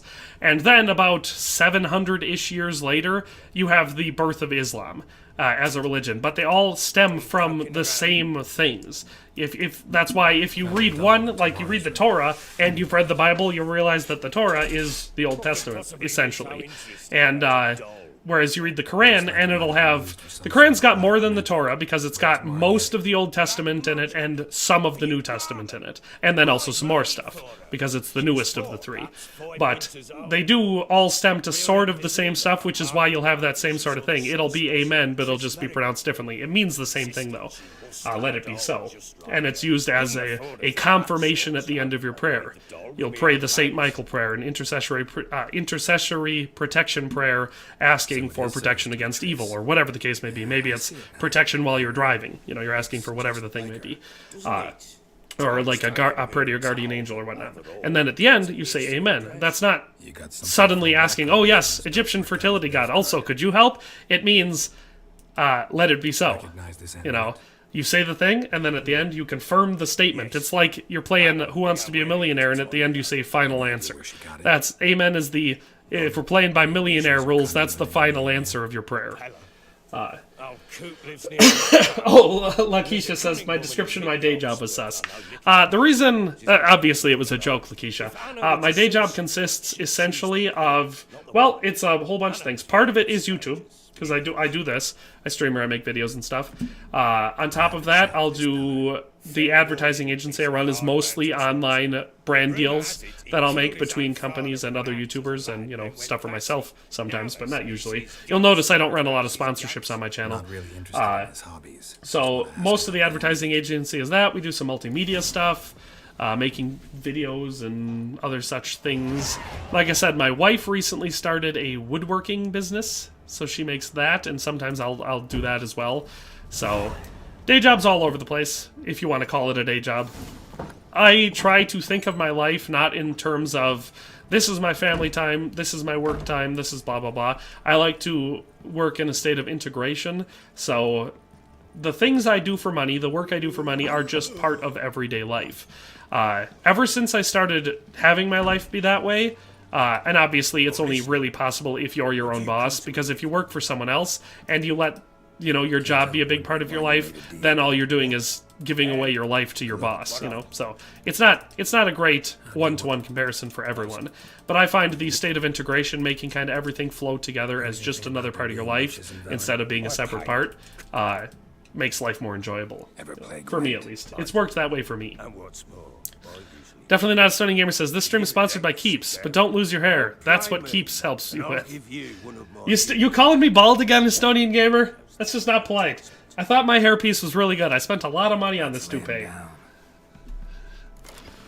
Lakeisha says, what does it say? So Epic is giving out Mortal Shell tomorrow, and that is an interesting game I could see you being into. Mortal Shell. I'll have to look that up after the stream, because I'm not familiar with it offhand. Alright, what have we got here? Last time we played Gwent, we did not win by that much, so we should probably try to strengthen up our deck a little bit. Those Gontaro Dims are pretty good cards, and I have 3 of them, so I could take the Kidwini Siege Experts out. Sheldon Skaggs, those are archers, so if I take these archer ones out, I can get rid of 2 of these and pop the Gontaro Dims in, and then I'll get rid of 1 of the Kedwini Siege Experts. That's probably a good translation. Do I have any... Ooh, I did get another leader. Doubles the strength of all your siege units. That one's a good one. I like that one. So we'll start game. Hypermapping says, as a Muslim, I can confirm that it indeed does mean the same thing in both religions. See, like I said, it's the same thing.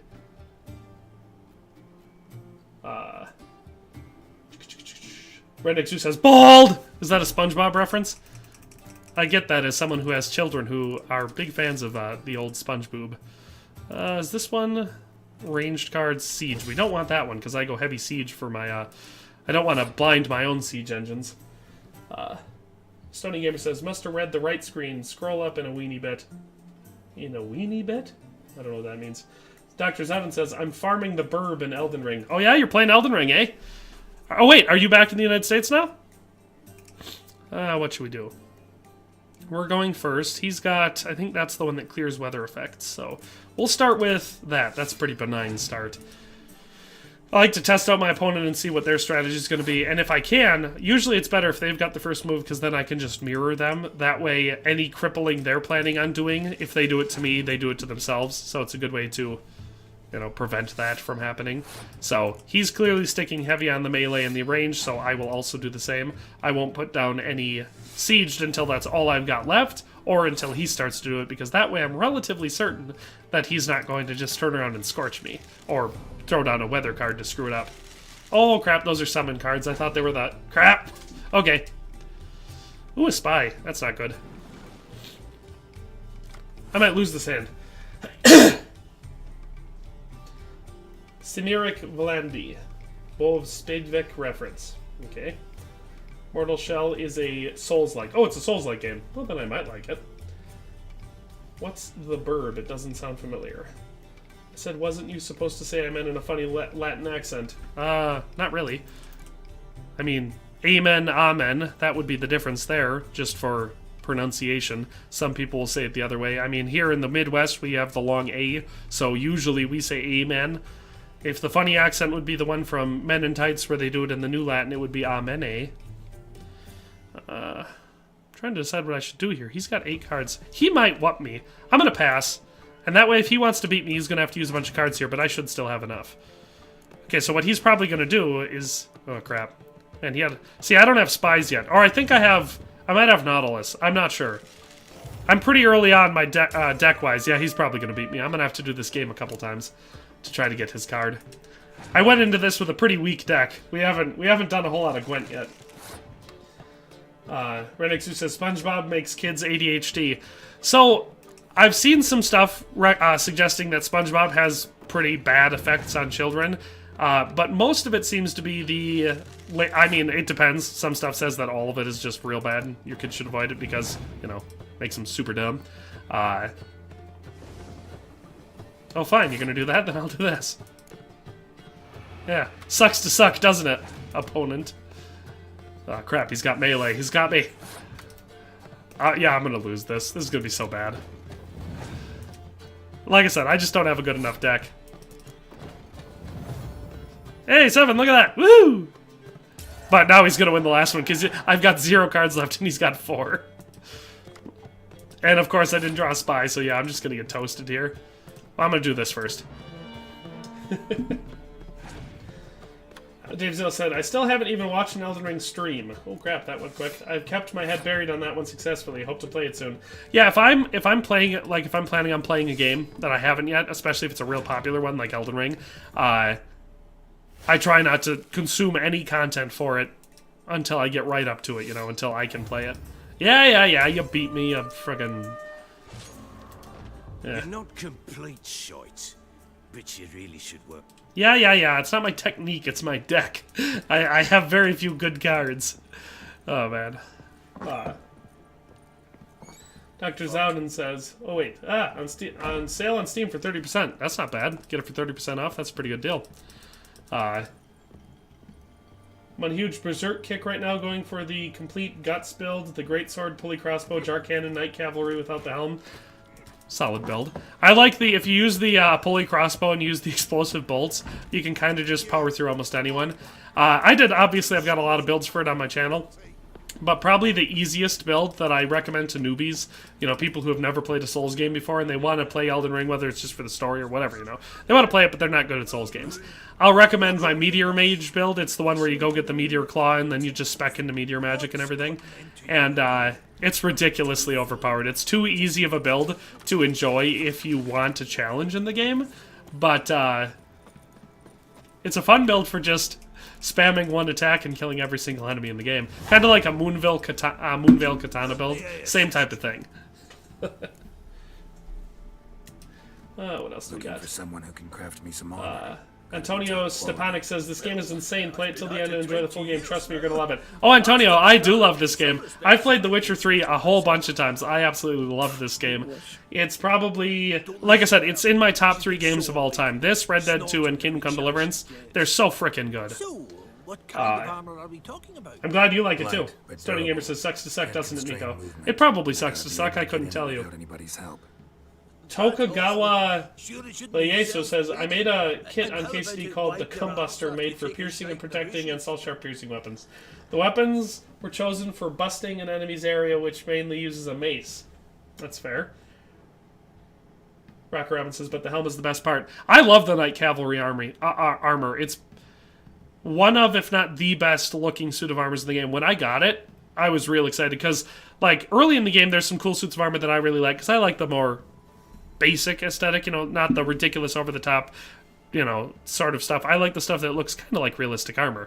And there's some good stuff early game, but then you kind of get that phased out, and the much better stuff looks way more eccentric. So when I got my hands on the Knight Cavalry armor, I was like, this stuff is badass! And it looks mostly realistic, so... Yeah, Sounds great. I loved it. Can you make a suit like that? Yeah, and I do love the helmet. Renixu says, the jump cuts in SpongeBob are so abrupt and frequent that kids can't focus on one thing for long enough, and it shortens their attention span. That's fair. That's probably fair, but I feel like most animated shows have that problem then. I mean, you've got some that have long cuts, but most of them kind of jump around a lot. Kind of like Family Guy. You're constantly having cutaway gags, like every 14 seconds, you know? Sure, also, I mean, obviously my kids don't watch Family Guy, but I did when I was young. I don't have ADHD, but I know that our generation, whether you're going to look at the millennial generation or Gen Z, if you're looking at either generation, both of them have just real bad, not everyone in them, obviously, because like I said, I've got a pretty good attention span, but if you look at them as a whole, real bad attention spans. Have to look at your phone every 5 seconds because everything else just makes you bored. You know, that type of stuff. Can't play a song all the way through. You got to be constantly switching songs. You can't watch a movie. It's why the Gen Z generation doesn't watch movies. They just watch TV shows. And the shorter the better. It's why Rick and Morty got so popular, because it's even shorter than most TV shows. It's also pretty funny. I get a kick out of Rick and Morty, but like I said, it definitely has something to do with attention span. The bird in the Blood Palace that you can shoot repeatedly for 13,000 souls when he kills it. Didn't you nerf it? It doesn't run off anymore. They fixed that months ago. Dave Zilla says, well, I'm bad at Souls games, so thanks for the info. Oh, yeah, I did that in one of my playthroughs. I went and farmed that for a while, because it was crazy before they nerfed it. But yeah, I'm pretty sure it doesn't do that anymore. How can I help you? Interesting lilt in your voice. You originally from Skellige? Karina Smirnoff says, hello there. Hello, Karina Smirnoff. Rock Robinson, I never played the Witcher games. Did you check out the new Witcher prequel on Netflix yet? I have not, but I've heard it's not good. Have you seen it? And is it good? Because remember, I haven't even watched the regular show with Henry Cavill. I've only seen the first episode, and I thought it was good, but I never had time to watch it because the only time I can sit down by the TV and watch TV is with my kids, and I obviously can't watch that show with my kids. So, yeah, and I haven't even seen the base show, but no, I have not seen the new one. I've heard, like, I've seen some stuff online. People do not seem to like it. So, which isn't surprising because anthology-type shows that don't feature the main character of a series that people like the show for typically don't perform very well. So, I wouldn't be surprised if it didn't make it very far. I could probably beat her in Gwent, though, and get another card. I'll give her a try. Up for a few rounds of Gwent? Dr. Zonin said, I'm going for 70 Vigor, 45 Min, 70 Endurance, 75 Strength, 50 Dexterity, 70 Intelligence, 50 Faith, 50 Arcane. You don't need that much Vigor. It totally depends on your playstyle. Like I said, I've got a whole bunch of build guides on the channel, but in my first playthrough, I went heavy on the Vigor just because it was my gut reaction. It was my response. But the game, Elden Ring, is Souls-like in a lot of ways. The combat's similar and stuff. But because of the structure of the game, there's enough ways to buff yourself that, yeah, you probably don't need to put that many points into Vigor. It does depend on your playstyle. If you tank, like if you rely on a tanking style of combat, then I could see putting that much into Vigor. But for most combat styles, I probably wouldn't. Just because that is a lot of points that could be helping your damage output a lot more. That's just me. Oh, he's got a decoy. I don't think I have any decoys yet. Estonian Gamer says, bro, you're 26, aren't you Gen Z? Yes, I am Gen Z. What I meant when I said that, I wasn't trying to say I was a millennial, a Gen Y. I was saying it's also a millennial problem. Yes, I am. By most charts, if you look it up online, I'm like Gen Z usually starts at 95, 96, 97, somewhere in there. So, yes, I am technically Gen Z.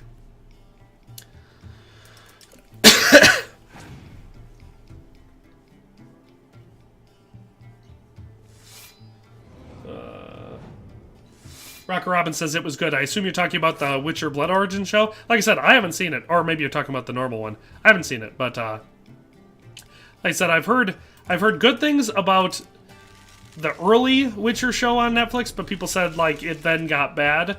And I haven't seen Blood Origins, but like I said, I've heard bad things about it online. So it probably depends on your own personal tastes, but I haven't seen it yet. I did, like I said, I did manage to purchase. I bought the first season of House of the Dragon. I haven't watched it yet, but I have it now, so I will probably watch it at some point. Dr. Zun says, it runs off the cliff much better now. It's only stopped for me twice, but I'm on PS4. Takagawa says, Full Metal Jacket is a historically inaccurate piece of shit. People and reenactors need to stop quoting it and stop writing it on your helmet unless it's for cosplay or something, which is fine. I mean, it's a piece of fiction. Like, it's not. I don't know if they claim to be historically accurate, but if they do, it's not. Yeah, it's obviously a dramatized piece of fiction. Do I have... That's for melee, right? Yeah, suck on that. Monsters. It's good to have ice against them because they usually put a lot of power into their melee. I have a clear weather, so on the bright side, I won the first round. Good. I might actually win this game.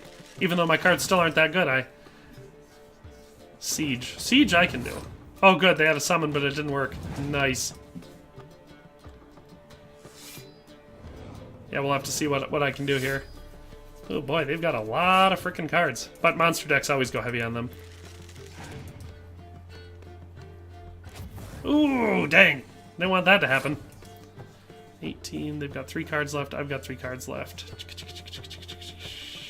I can't win if I'm gonna pass.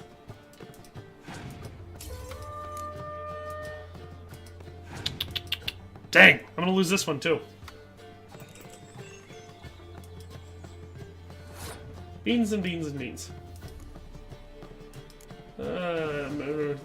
Trade damage. Rock Robin. Don't trust the polls, they're full of bots. Look how much they bashed the Forging of the Rings and pushed how awesome the Game of Thrones prequel was. I mean, I thought the Rings of Power looked really bad myself. Like I said, I haven't watched it just because, like I said, I haven't watched anything. But I did. It does look bad to me. As a Tolkien fan, it did not look like something I would enjoy. Dang, I'm going to lose the... Oh, wait, I could do this, I guess. Woo, 2 points. Look at that. There's my victory. Clearly, I'm going to need to get a better deck. Let's see what this guy's got. You may not assist me. Let's see if he's got any Gwent cards. You do not. I know the guy across the way has Gwent cards. So long. Mark Pegs is here and says, hi, DYG, and then corrected himself to DTG. There he is. There's the quartermaster. Rock Robin says, if you watch the Game Rewards trailers, there are a handful of Souls games coming to the market. I know that Lords of the Fallen, if you remember that game, they're making a new one. The sequel, it's called The Lords of the Fallen. That looks fun. And Lords of the Fallen, I remember being a pretty fun game. What do we got here? A map. Fun. Then 3 Gwent cards. We'll take them. And we'll sell all this junk. So yeah, if you're into a lot of Souls-like games, there are some coming out that are probably going to be pretty solid. Like I said, I liked Lords of the Fallen well enough. It had problems, but it was pretty good. And The Lords of the Fallen looks like it'll be a pretty good sequel. So I already have that one on my Steam wish list.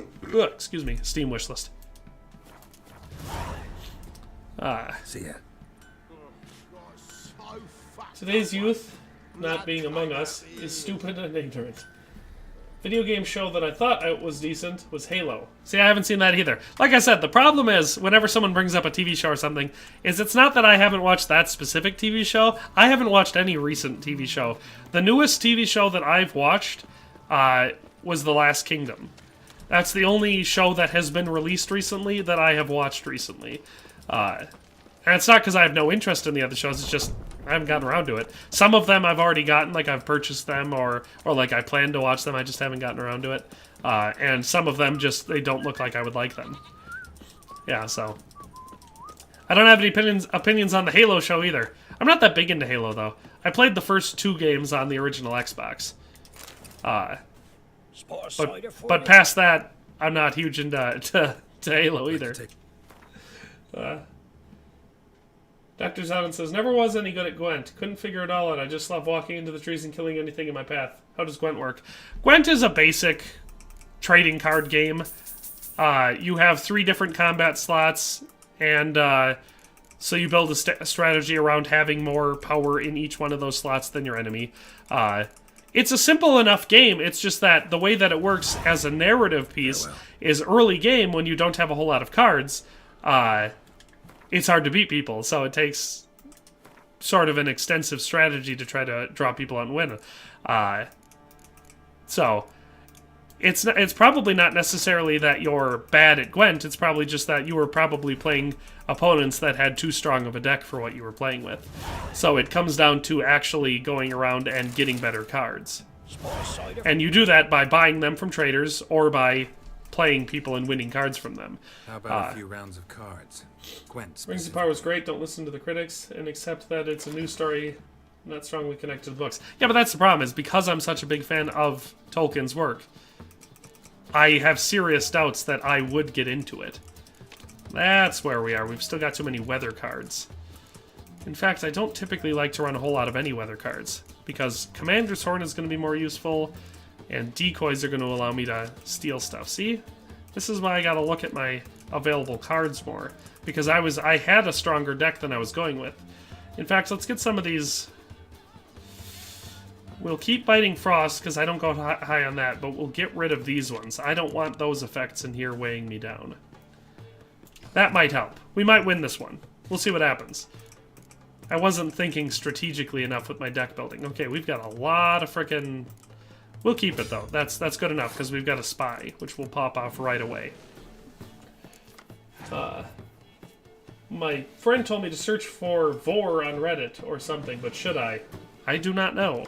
I don't typically listen to people who tell me to search a specific thing on Reddit, because oftentimes it leads you into a 2 girls, 1 cup type situation.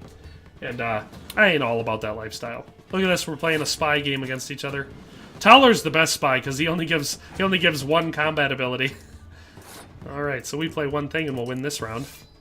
Woohoo! Alrighty. Definitely Not a Estonian Gamer says, I will not excuse you. You shall not let any gas escape your body in our presence. Well, then I'll explode. Haven't you ever watched South Park? It's called spontaneous combustion. Here we go. Let's send us another spy out. We'll send out... I almost clicked the wrong one. Oh, man, that would have been embarrassing. See, we're already doing better here. It's a good thing I have a clear weather card, because, let's get these guys out so I don't accidentally...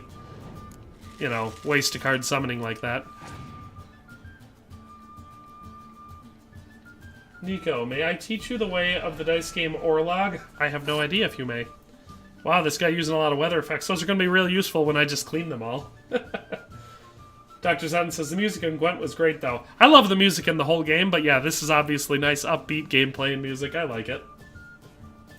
When I'm cleaning my room, I love to put on Witcher, Berserk, KCD music. I agree with that. I've got the CDs in my office here for the Witcher soundtrack and Kingdom Come Deliverance's soundtrack, and I will regularly play them and just listen to them unironically. What we're going to do here is put cards out into them, since they're only worth 1 point right now, and that way if they try to scorch us, they're just going to be screwed. At the way end, we'll pop on our clear weather and reap the benefits.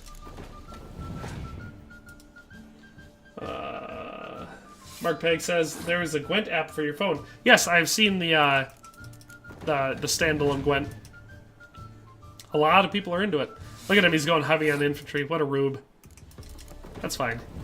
You can go with what you want. Bach Robin says, it's an untold story other than the origin of Gandalf being pushed back to before the Great War. It reminded me more of the Lord of the Rings game that was about the origin of the ring. You talk about the Shadow games? I do like the Shadow games. Haha. Now your archer is also reduced to 1. You do this, get them all up to 2. Haha! Take that, 16 to 15, buddy. Where's all your melee infantry now? We're gonna put this on our archers, get them all up to 2.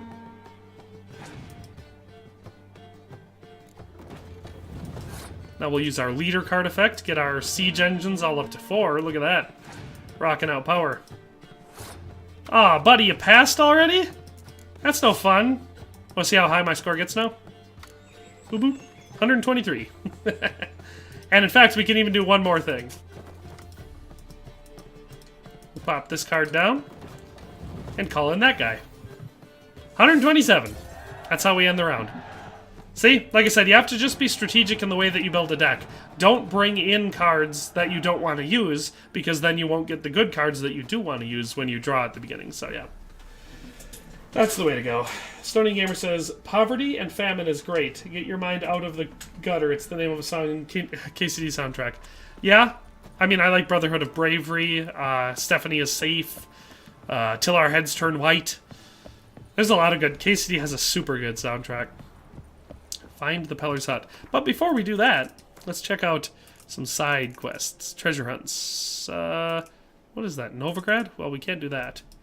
Witcher. Shrieker, look at that! We have a level 8 contract we can go to. Got their asses whipped like a Novigrad whore. Yeah, the Shadow games. I do like the Shadow games. They're a lot of fun. The thing about those games is the gameplay is good enough that everything else could have been really, really, really bad, and I still would probably like it. Because the gameplay and the Shadow games are stupid good. But the other stuff I also like. Like, the writing's pretty solid. All the voice acting is real good. Surface level stuff like graphics I liked. But yeah, the gameplay of those games is so much fun. And the Nemesis system? Oh, forget about it. I thought after that every game was going to have it in there because it was so frickin' fun to play with, but... You have a problem. Yeah. The monster you call a Shrieker. Dr. Zowden says, Blitzball in Final Fantasy X is still the best side activity in gaming.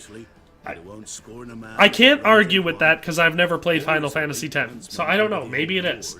Well, he said But my that's favorite right. out of all the games I've ever played is definitely Gwent. I really love Gwent. Because even a game like Farkle in Kingdom Come Deliverance, it's fun enough. It's better than Dice Poker in the earlier Witcher games. But It's where we it's no Gwent. got stretched o'er the crown of a Estonian Gamer says, so Orlog, it's a dice game. You have dice. Okay, I'm with you, so it's basically Yahtzee. High time a professional took a look at this shrieker. Anyone around here know more about the beast? Nodding his head. Does. So the aura with his He's being own real vague about that. hard to chat with. Still more Yes, Estonian Gamer, I'm with you. You have dice, then what? Where'll I find him? Ooh, I've got text messages. I took the take in when he lost his dad. The mother passed long ago.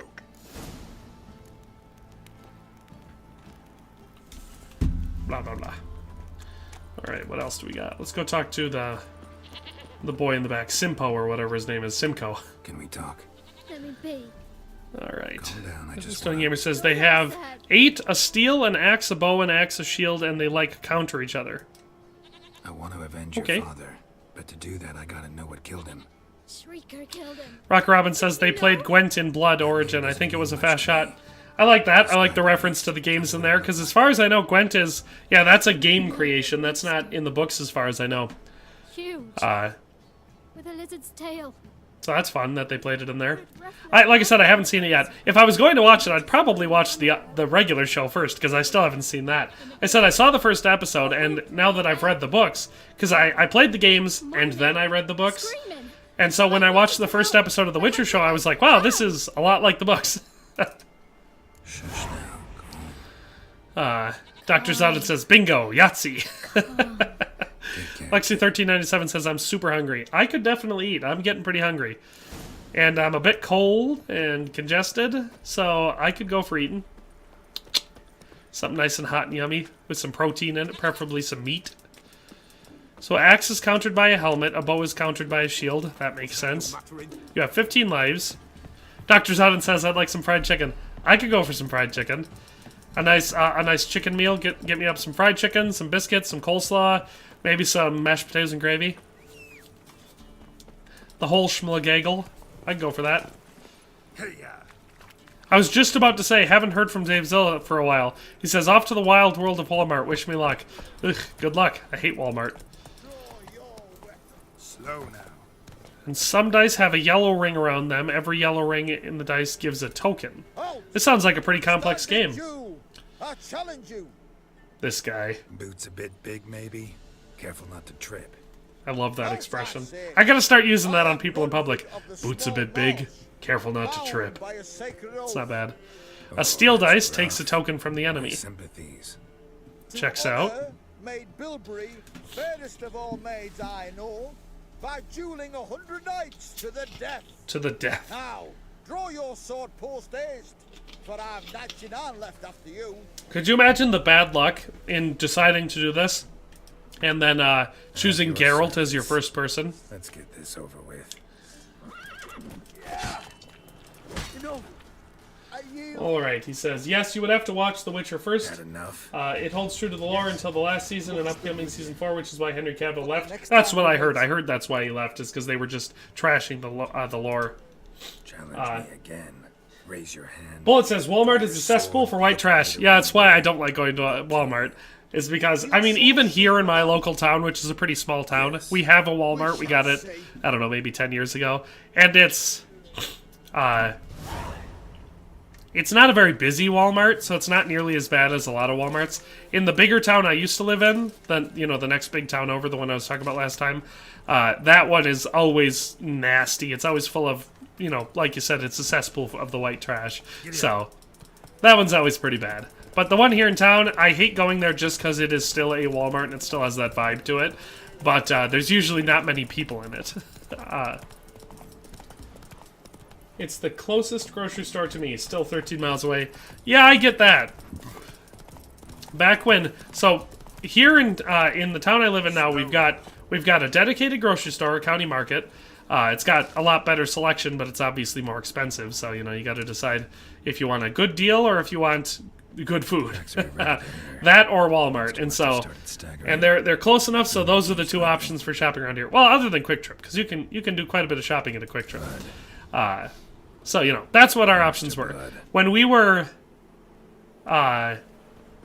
living by the big town. We had obviously there was at least a dozen grocery stores in that town, and we used to have, obviously, at Walmart, you have IGAs, you got County Markets, you got Triggs, you got Pick and Save, you got, we had a Piggly Wiggly, you know, you got all sorts of different stores as your options.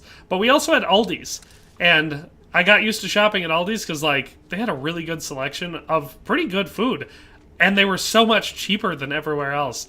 So I assume it's kind of like shopping at a Whole Foods. But yeah, after a while, that's where we started doing all of our everyday shopping.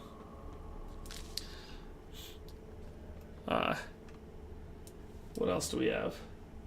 A storm, damn it.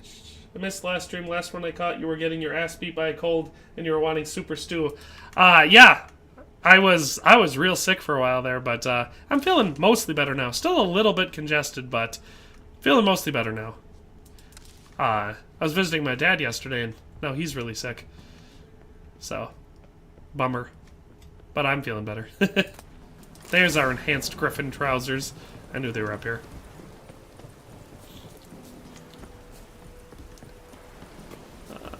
What else was there?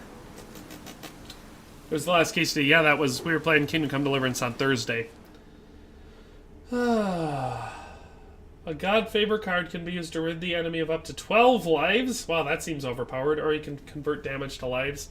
Rock Robin said, "You sure look down on your fellow man living in poverty. How Christian of you." I'm not looking down on people for being poor. I don't have a ton of money. Like I said, I usually shop wherever I can get the best price. That's why, like I said, back in our town where we had tons of options, I chose Aldi's because it was a great store, especially if you don't have a lot of money and you're looking for a good value. The reason I don't like Walmart has nothing to do with being around people that don't have money. It's not some elitist thing. It's that I go into a place where you've got a bunch of massively overweight people walking around in, you know, their pajamas and or their underwear or swimsuits or whatever in public, bashing each other out of the way. It's just not a place I enjoy being. It has nothing to do with people not having money. Like I said, I'm not some coastal elitist who looks down upon people with less money than me. I don't have a bunch of money. Not about to leave. Bomb should smoke it out, though. Oops. Did I just pop a potion? Like I said, I do shop at Walmart when it's the only option, but I just don't like it. How do I... Oh, no, that's Ard.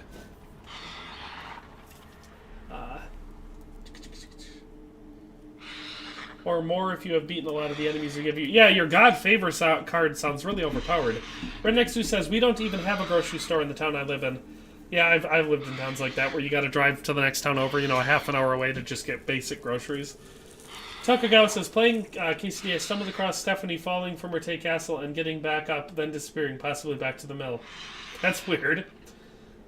But I've seen, like, there was one time I was playing and I was going through Sasau, and then Sir Divish was walking through the monastery, and I was like, "Sir Divish, you are really far away from Talmberg. What the hell are you doing here?"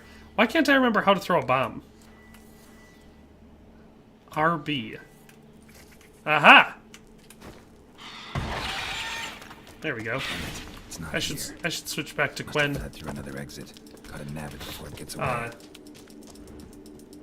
Second level Thor's Strike can be casted for 10 tokens and it takes 8 lives. Okay, this game sounds way more complex than most dice games I've ever played. It does sound fun though, because generally speaking, now mind you, this isn't a set rule. I don't believe the more complex a game is, the better the game is inherently. But really simplistic games are oftentimes also real boring. So this dice game actually might be pretty fun. It'd be cool to see it put into a video game. Oh, you know what? I gotta switch back from the bombs. I gotta switch to the crossbow. Ha ha ha! Gotcha. I don't like... The only thing about The Witcher's combat that sometimes pisses me off is the old auto-rotate that puts the animal out of your field of view. You know, the thing you're trying to fight. Because that sometimes gets annoying. It's hard to time your parries and your blocks and your dodges.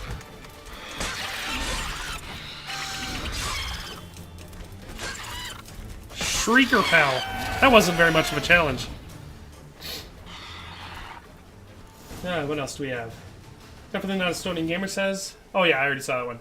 Dr. Zoden says, Nico, do you use tobacco, like a cigar with a glass of whiskey or anything? It's funny that you should ask that, because I don't really consume tobacco that much.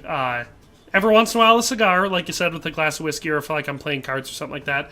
And every once in a while I have a pipe, and every once in a while smoke a little bit of pipe tobacco. But it's like once every couple of years. It's super rare. But it just so happens that last night while I was visiting my dad, because I have a pipe there and some tobacco, that I did actually smoke. I had 2 pipes of tobacco last night. So it's funny that you should ask that, because usually the answer is no, not really. But just recently, yes, I did. I had 2 pipes of tobacco.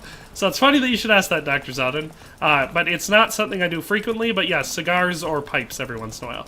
I tried cigarettes when I was younger, and I did not like them. So, and I chewed a little bit, but I didn't much care for it as a habit. Kind of a bad habit, in my opinion. It was pretty uncouth, I would say. It's maybe fine in certain circumstances, but most of the time I didn't find it to be something that I wanted to do. So, it's funny that you should ask, because not very much, but yes, just recently a little bit. Run, Roach. I'm gonna leave my horse out here. Rude to ride my horse across the bridge, because every once in a while I fall off the bridge. That's pretty annoying.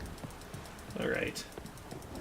Dave Zoe says, I can't speak for the other spots in the state, but rural Central Texas towns are overrun with Walmarts and Family Dollar stores. Most local grocers are gone. That's been my... you see that a lot. Because, like, there's a smaller town to the north of where I live that used to have its own IGA, you know, a dedicated grocery store. But it went out of business some years back, and now the closest thing they have is, I think it's a Dollar Tree. And, yeah, that seems to be the case. Most of your small grocery stores are getting run out of business. And you just get Walmarts and dollar stores and, you know, the bigger chains. You took an orphan. Need it more than I do. And they call witches. Redneck Stu says, living in poverty doesn't mean you have to live like trash. That's true. That's the thing. Most of the people I know, you would consider them to be living in poverty. They don't have a whole lot of money, but they don't live like trash. You know, they're not wallowing in giant, literal heaps of trash. Like, I have some friends that I would say are pretty trash, and they live, like, in their house is just filled with junk food wrappers and half-eaten food and dog shit and stuff like that. That's a choice to live like that. You don't have to live like that, no matter how rich or poor you are. That's totally optional. Oh, I didn't do that. I should do that before I leave. It's a level 5 secondary quest right here in Crow's Perch. What do we got? Mr. Davidson said, we only recently got an Aldi and I love it, but it's small and they only have groceries at the moment. I need a dog food today, so Walmart. That's the thing. So, like, most of the time we'll go to County Market, because, like I said, they've got a much better selection. But certain things they don't have, because it's just a grocery store, and so for those things we have to go to Walmart. So, like, one of my daughters has, she doesn't eat very well, you know, like, doesn't put on weight and everything, and so just for health reasons, we have her drink Pediasure, because she'll drink things better than she'll eat things. And the Pediasure then has, you know, protein and all sorts of nutrients to help her sort of bulk up and put on a little weight, because she's just really, really skinny. What else was I saying? And for that, we specifically have to go to Walmart. And so, like, yeah, we have a dog and we've got a cat, and for those, we go to Walmart to get the food. So, you know, I get that. There are certain things you just have to go to certain stores for.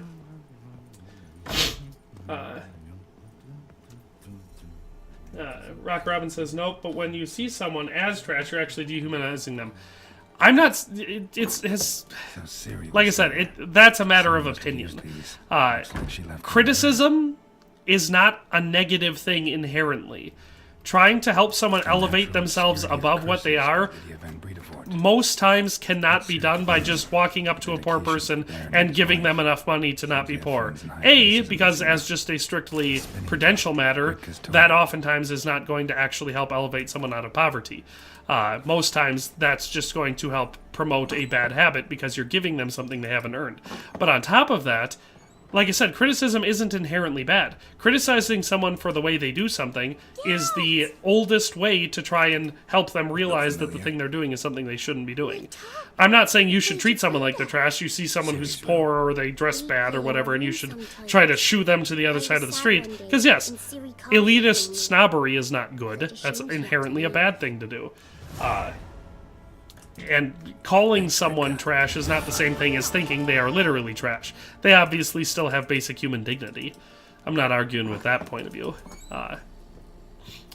But I don't believe in supporting a lifestyle and pretending it's fine when it is one that is, I would say, the lifestyle of living as you would describe someone to be white trash. You know, like I said, living in squalor and filth, which is a choice. That's dehumanizing. Living like that is dehumanizing. You've dehumanized yourself. You should live at a higher state of dignity than that. That's my opinion. The true enemy of any gamer is the camera. Redneck Zeus says pipes are based. Pipes are based. Stonian Gamer says, I have a pipe at my grandmother's place. Cigars and pipes are based. Cigarettes are not based, but cringe. That's a good... I like that. That's a nice statement. Cigarettes are cringe. Talk to the hunter named Neelan. I thought there was supposed to be a signpost up here now. Someone said that they added a signpost to Crow's Perch. Up here. But I'm not seeing it anywhere. That sucks. I was looking forward to not having to run up through Crow's Perch every single time. Lexi1397 says, I don't like Walmart either, mostly because there are so many times I have went there and had to wait for 30 minutes in the checkout line because they have only 2 checkout lines open. Yeah, that's annoying. That's one of the reasons I like the self-checkouts. But I was reading a thing the other day that said based on how much money they're losing because people are just stealing stuff with the self-checkouts that they're probably going to be doing away with them. Which I was pretty bummed about because, like I said, I like the self-checkout lines. It makes it so much faster to try to get in and out. Especially if you're only buying 1 or 2 things, like you're going just to get your dog food or whatever. It's so much quicker to grab it and check it out and leave. You do the whole thing in, like, 5 minutes. Dr. Zonin says, the only thing Walmart is good for is fishing equipment. They do... I mean, Walmart's good for lots of stuff. You can go to one store and buy your groceries. You can buy the clothing that you wear. Like, you can get your jeans or whatever. You can get fishing equipment. You could get home decor, dishes. So... It's in concept, I understand why they're so popular. You can go to one store and get basically everything you need. You could get tools for your garage, stuff for your car. You can go there and buy your oil and your battery. Like, it's definitely a convenient way to shop. I never had an argument against that. And the one in the bigger town that I had actually had a really good grocery selection, too. Before we switched over to Aldi's, we would shop our groceries there because it was the best price, and they had a good selection. This one I have here in town is a smaller Walmart, so their grocery selection kind of sucks. So like I said, that's the main reason why we go to County Market for most of our groceries. Fine, I'll help you. Bart Alvas says, first-time watcher and a huge Witcher fan. What is this channel about? Games that I like. So, The Witcher 3 is obviously a game I love. Kingdom Come Deliverance. I love Red Dead. I played a lot of Elden Ring this year. I love the Mount & Blade games. I love Elder Scrolls. Open world action adventure games and RPGs, mostly. I'll play anything. Like, I've played FPS games on the channel. I've played strategy games, survival crafting. I've done a lot of stuff. The genre of the channel is stuff that I like. And that's why I've got a relatively small viewership, but most of my viewership falls under the same category of stuff that I like. So they play most of the same games as me. So if those games I just listed off are games that you like, then you might like the channel. I'm back. Where are the horrendous Vlandians? Oh, I didn't know you were gone, hypermapping. I don't know, probably in Vlandia. Definitely not a Stonian Gamer says, it streams we are about food, religion, and politics. Lexi1397 says, white trash is just a phrase. Mark Peg says, channel is about food, games that turned into TV shows. Yeah, that's somewhat accurate. We definitely do talk about food a lot, especially when we're streaming. Swapping recipes like old ladies at the church. Hypermapping says, the Vlandians do have terrible cuisine and have been in religious turmoil for hundreds of years and have corrupt diplomacy. If you're talking about butter, saying it's a terrible cuisine, those are fighting words. Because butter is not a terrible cuisine. I love butter.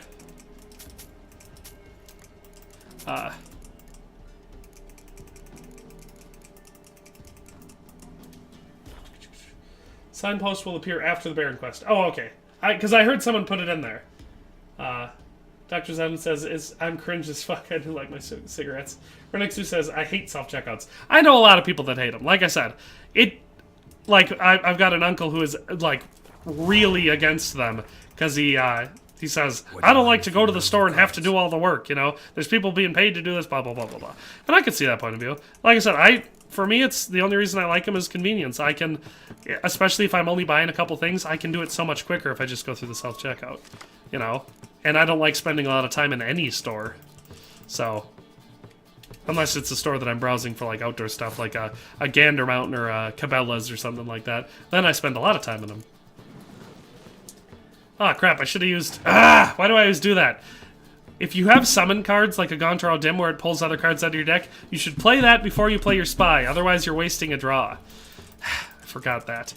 I gotta get back into the strategies. I should have played Gontrao Dim first, and then played the Spy card. Because I just wasted one of the cards that I could have drawn out of the deck as a Gontrao Dim. Ugh, it's annoying. That's okay. We'll pop this Spy up and use him. Lexi says, yeah, but then you have to get 3 giant carts in the self-checkout. Dr. Zevin says, pipes are great for relaxing, and I'd rather do that and a cigar anytime, but the army almost forces cigarettes. Well, obviously, smoking a pipe is something that, yeah, it takes some time. You've got to have the time to sit there, stuff your pipe, get it lit, smoke it. You know, it's a whole thing, whereas you can light and smoke a cigarette in no time. So, I get that. That makes sense. As a matter of prudence towards the job that you were doing in the army, you know, you're kind of... Like you said, it kind of forces cigarettes. So, that makes sense. That's a fair point, Dr. Zowden. Xander Fairy Tale just subscribed to the channel, as did Nukdi. Welcome aboard, new subscribers. Stunning Gamer says, I've never been to Walmart. Can you get a full Adidas tracksuit? Maybe. You might be able to get a full Adidas tracksuit in a Walmart. I've never tried, but that might be something you could buy there. Like I said, you can buy most things at Walmart. Lexi said, then I still have to wait for a long ass time. Yeah, if you're doing, like I said, if you're doing a big shopping run, then the self-checkout is less convenient, for sure. Dr. Zodden said, what would that trash Zelda knockoff you played 3 or 4 months ago? What was that called? Chronicles of something? It looked like Zelda. It was a Zelda knockoff. I wouldn't call it trash, it was just an indie game, so it was super underdeveloped. I had fun playing it, but it definitely was not very deep. Every once in a while I'll play indie games and stuff.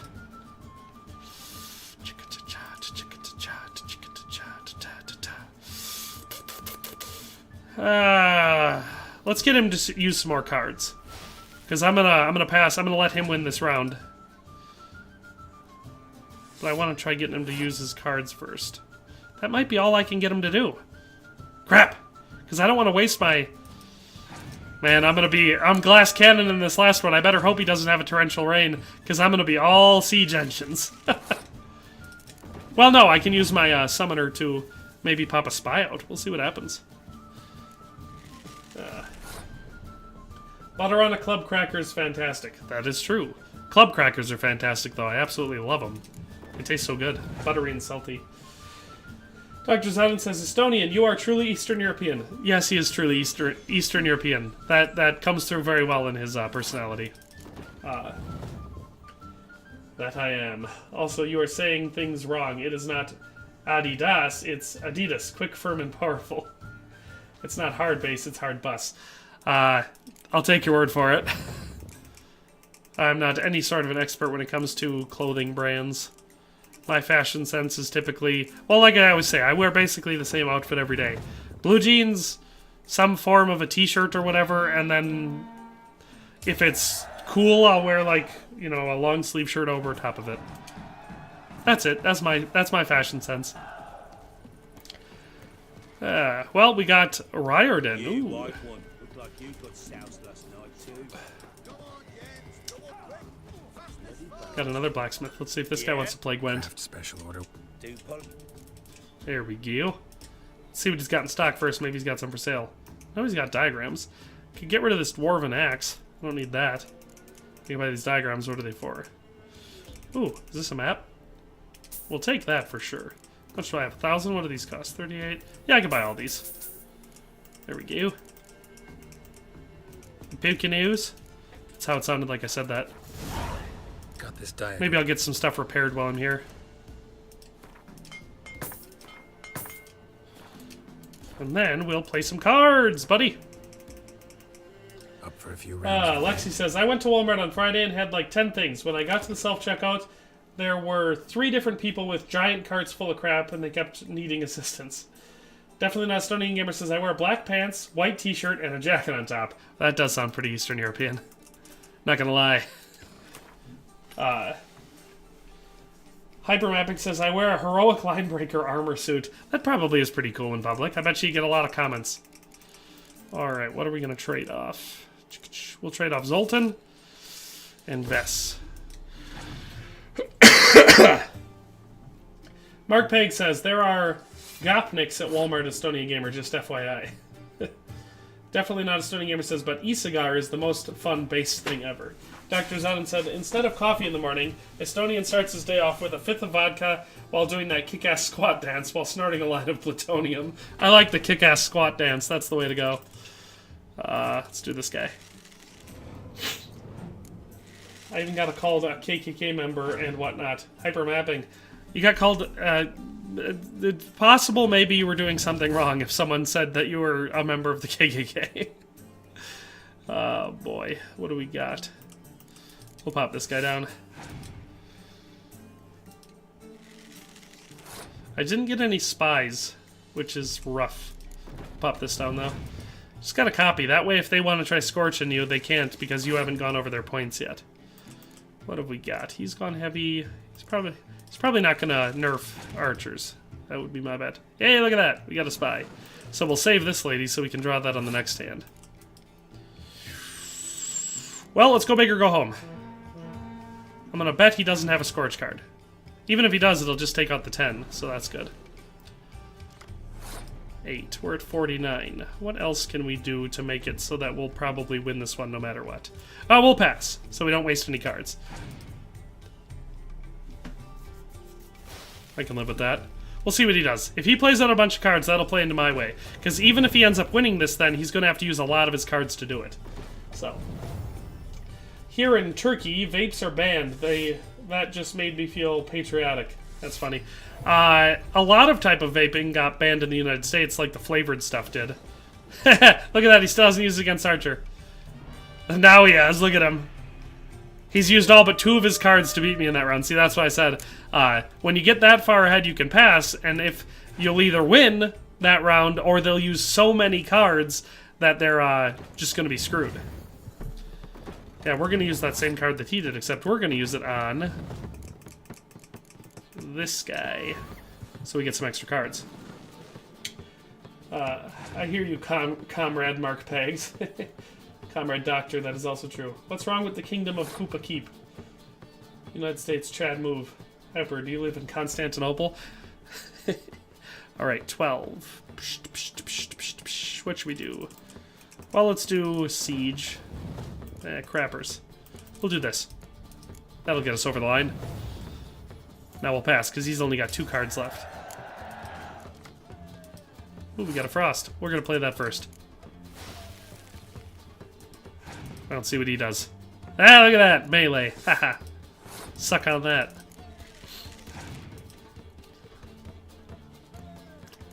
I think I'm going to win this hand. See, like I said, it only takes enough cards and a strategic enough playstyle to start winning Gwent hands in this game. Now we win 38. Woohoo! We win. We're the best. Pepper. I must go to the outhouse. See you later. Alright, Estonian Gamer, we'll see you later. Hypermapping says, I see what you did there. By the way, I don't live there. Alrighty. What did we get? Ooh, those are just the diagrams that we bought. What card did we get? Got 20 crowns. That's nice. Vanhamar. Getting a bunch of Scoia'tael cards. I just hate that. I don't play a Scoia'tael deck. I don't like playing as the Scoia'tael. I play Northern until I get enough Nilfgaardian cards to have a good Nilfgaardian deck. So let's talk to this guy. Wild at heart. Ooh! We were talking about this mission the other day. Found him. What do you want? Hear about your notice. I'm a witcher. When do you last see your wife? Dr. Zauden says in Bavaria there are a huge number of Turks and they hate us Americans. You were asleep. That's fair. I'd see that. Hypermapping says, I don't know why a lot of Turks still get offended by someone saying Constantinople. To me, it isn't offensive. I think people should be free to call it what they want. I call it Byzantium. Notice anything strange? No, Behavior. Constantinople, yes. You are happy It's smiling south. Istanbul, not Constantinople. It was She's not run Istanbul. off. No, now it's Istanbul, not Constantinople. Maybe she went to the neighboring village and forgot to tell you. No. Names change over time. Never gone New York was New Amsterdam. Tried looking Everyone for her. knows this. Astra Nobody Village cares. once saw her go. I must also dry the dishes via a towel. It will be a while. Via a towel. As opposed to via dangling over an active volcano. I must have some men folk to Hypermapping says it's still the city's official name in Greek language. Greek dictionary has no word for Istanbul, so it automatically translates to Constantinople. There you go. Look in the Dictionary woods. saving You it. missed something. Dr. Zading says going Ask way around. back there, Nico. She have any friends? Hannah kept What, for Byzantium? Yeah, I know. watches the blacksmith's young'uns at Uh. times. And in the village, Glenna, the butcher's wife, she likes her best. Thanks. I'll try to find her. But no promises. Alrighty, tidy. We'll ask the neighbors first. It won't be as cocky once the Baron's men whip your arse. There she blows. You Glenna? So, hypermapping. Are you a Turk? Is that what you're saying? To sell, and you'll have to wait till I'm done carving it. Butcher's wife? Butcher? Please. Might have called him a butcher when we lived in the shade of Novigrad's walls. Now he deals in carrion, fallen animals. Their bones still fit for soup. So, buying something? Going all the way back to the first Crusades there, brother. Well, you got to. Renixu says, why they changed it, we can't say. Some people just liked it better that way. Yeah, that's fair. So we can't go back to Constantinople because it's Istanbul, not Constantinople. Hypermapping says, guys, I'm getting arrested right now. What should... She seems strange lately. I shouldn't have said that. Oh, they're taking you in? Well, I will, A cheerful soul always. I don't know, send you some rubles? If I'm to judge, it's the wolves got her. Been howling the nights through lately. Even the Baron's men are feared to come by. Man, I'm Hannah hungry. Must have gone to the wood to gather mushrooms, maybe. Straight. I say we're going to finish up this quest, I think, before we end the stream today. I'm getting hungry enough that I'm not going to be able to play too much longer, but I want to finish up this mission. Yeah, it's funny because we were talking about this mission last time we were playing. Someone brought it up. Wow. My dad used to make swords like yours. Can I touch it? It's sharp. Never ask a man to touch his sword. Need to talk to your father. I forged swords once. Hypermapping says, I need financial support in Kuzate dinars right now. Unfortunately, all I've got is Vlandian shekels. Wanted to ask I can't help you. Hannah. And I suppose you probably wouldn't want that. They're backed in the butter standard. You probably wouldn't be interested. No, that's why I'm here. She maybe tell you where she was going or anything else? Probably not. She said turnips are healthy. And we ought ought to eat them. I saw her go to the forest with another lady. It was dawn almost. I'd gone out so I wouldn't wet the pallet. The forest? She's done for. Dr. Zadin said, if you've a date in Constantinople, it's in Istanbul, not Constantinople. She'll be waiting in Istanbul. That's true. If you've got a date in Constantinople, it's going to be in Istanbul, not Constantinople. So. Did you get a good look at the other I woman? meant Kuwait dinars. No. She walked in front of Aunt Hannah. I couldn't see. You said Kuzate. It's too late. Thanks. Farewell. Alright, now time to go find a corpse. Yeah, fun fact, in the United States, if someone's been missing for more than 48 hours, it's either 48 or 72, but I think it's 48 hours, most law enforcement agencies have a policy that says you are now looking for a corpse. Because just statistically speaking, if someone's been missing longer than 2 days, like missing without a trace, you're looking for a corpse at that point, because typically if you've been gone that long, they're dead. And this sucks, and it's a harsh reality for people that have, that are looking for someone who's missing. In the town where I went to high school, there was a girl that went missing after, a couple years after I graduated, so I didn't know her, but she had gone missing, and she was pretty young, like, I think 8th grade, 9th grade, and she's been missing now for 10 plus years or whatever, and they've still got flyers up and everything, and I'm like, unfortunately, the reality of that situation is she has almost certainly been dead for a very, very long time. It's a harsh reality and it sucks, but like they still do fundraisers and all this sort of stuff to try to find her, and I'm always Either she's hiding, like she herself ran away and is hiding and does not want to be found and is doing a really good job at it, or she's probably dead. You know. Dr. Zowden says Kuwait is way too hot. 114 degrees at 0500 in July with 100% humidity. It was gross. Yeah, that sounds way too hot. 114 degrees anytime is too hot. If it's already that at 0500 hours and 100% humidity, that's like, that'll kill me. I just die. You know. In Velen, you're gone as long as she's 114 degrees Fahrenheit, smiley face. I don't know about that, but yeah, Celsius, dead. Neil ought to accept his loss. Move on with his life. Strange. People usually prefer to know the fate of their loved ones, whatever the cost. What good will it do? I'll not get my sister back. And Neelan's all I got left. You're a liar, and I'm gonna root you out for it. And, well, you can't let this lady get away with her bullshit. She's the worst. She's the real monster. A man deserves better. I love that that's the plot of this game. That, Sorry. A lot of the time, it ends up being in the end that, humans are the monster. How meta. How over the top and meta. Game's so self-aware. Like I said, I still love the game, but obviously they do that a few too many times for it to be fresh.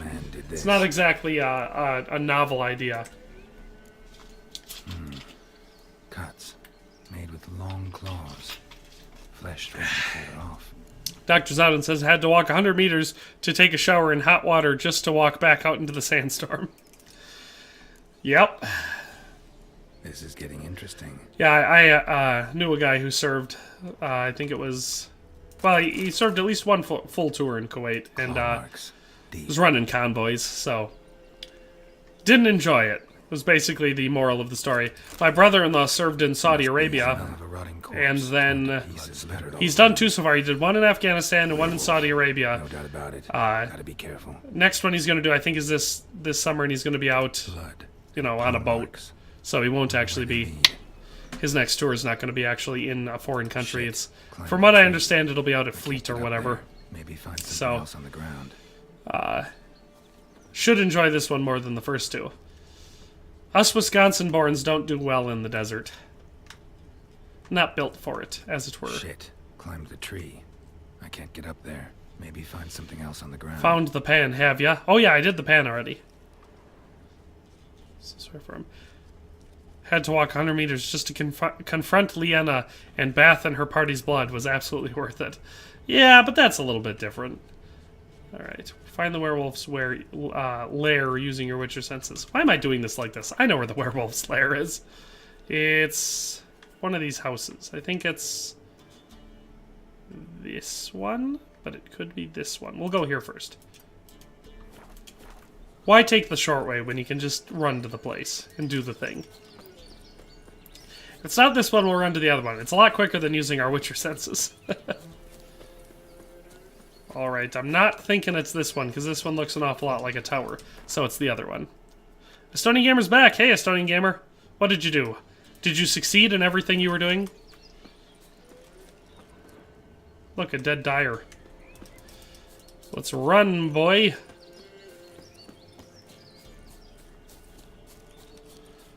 Dr. Zudden says, I'm so sorry for him. Like I said, he did well enough. I think the Saudi Arabia one was better. Looks like if I remember what he said. I think he said that one was better than Afghanistan. Suck on this, bear. Yeah, eat it! He didn't even get a strike in.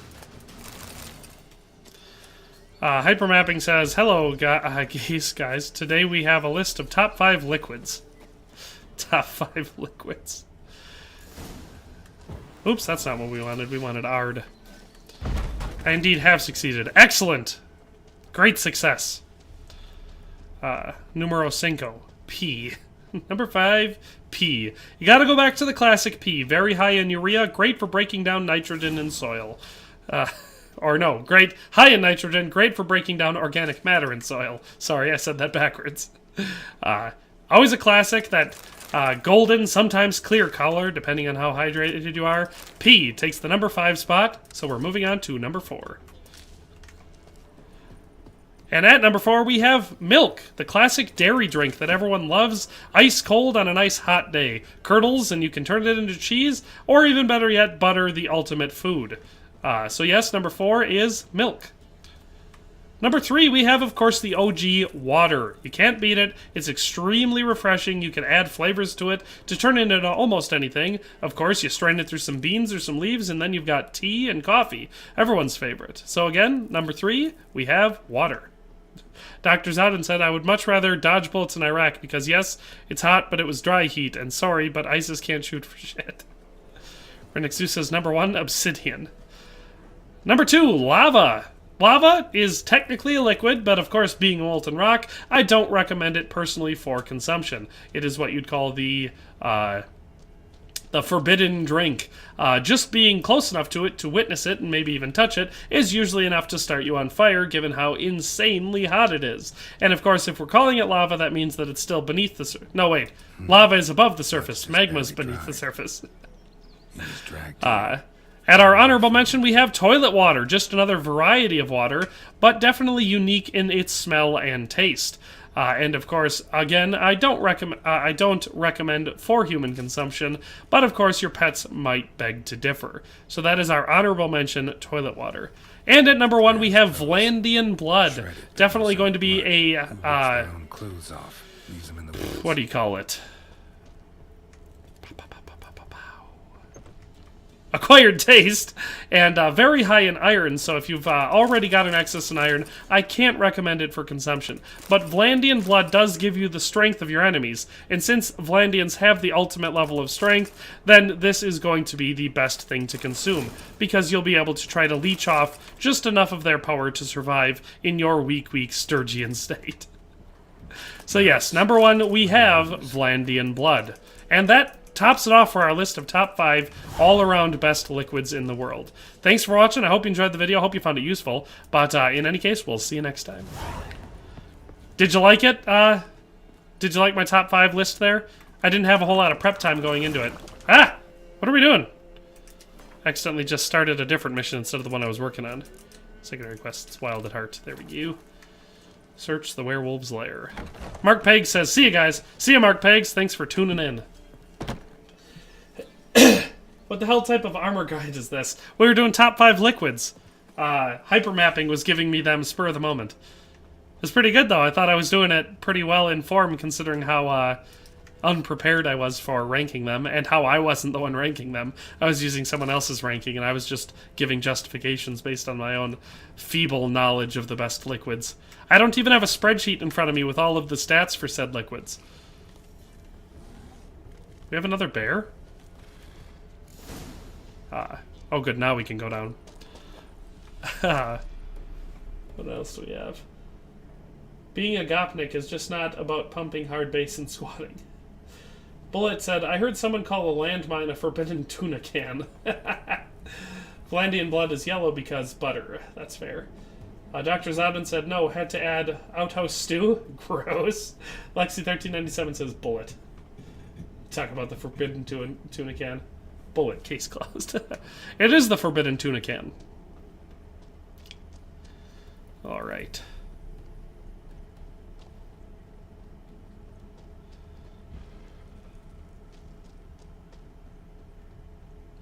What have we got down here, my lord? Oh, wait for nightfall. That's what I'm doing wrong. I gotta read everything, huh?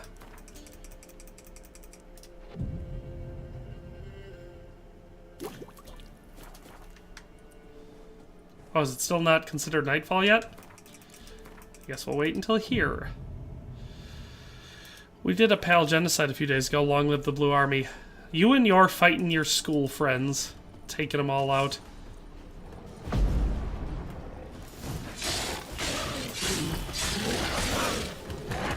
Ah ha ha! That's not what I want. I want Quen.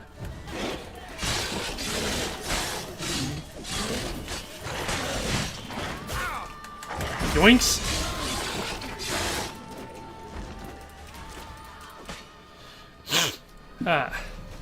It is about showing authority, kicking ass if needed, being humble, being fancy, but knowing how to live by yourself. What is? Fire sticks to Vlandian children. It does stick to Vlandian children. Yeah, that's true. You insane? Vlandian children are the most flammable. I don't know that they're the most flammable. If I was going to pick the most flammable children, I would pick... honestly, probably Sturgian. All the furs and, you know, the natural oils and everything. You don't understand. That's probably where it goes. Love him. Being Gopnik. He was near to being mine till you came along. Go away. Leave us be. Not till I find out what's going on here. Look how cool that sword looks. Man, that would be one thing that'd be, like, because I've got some swords, and they're good, cool, nice, battle-ready swords. They're excellent swords. But, like, it would be really awesome to have a really well-made, battle-ready Witcher sword. That'd be so cool. Dr. Zavin says, it's not a Dare to Game stream without the sex ads. WTF. Come for the commentary, stay for the sex ads. Yeah, I know. Haven't had one yet in today's stream. We could be together. No, my main is literally Sturge. Hypermapian's getting burned. He's a Sturgian main. Top 5 lists of liquids, Eastern European edition. They're just going to be different varieties of bad beer. And then vodka is number 1. Probably some sort of a beet juice. Would that be on there? Kill you willingly. First time for that, in fact. This is between the two of you. I refuse to meddle, but cross my path again, and I will kill you. I'm gonna let him kill her. Mercy! You had no mercy for your sister. I'll have none for you. So, if you missed the storyline there, because we were talking about other stuff all the time, she that lady, the longest and loudest death, that lady wanted to have him as her husband. Told you I'd kill you. I knows well what you said. And so he, do it. She lured, because she knew that he was a werewolf, she lured her sister in to get killed by him because she wanted to get her, and so I just let him kill her. Please. And I gotta kill this guy because he doesn't want to be a werewolf.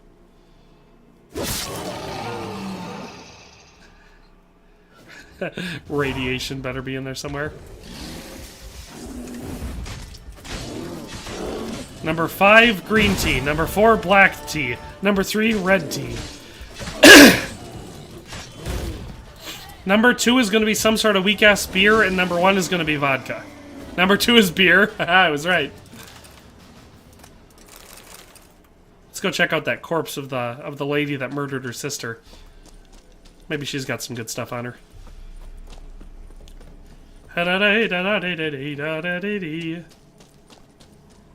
Is number 1 vodka?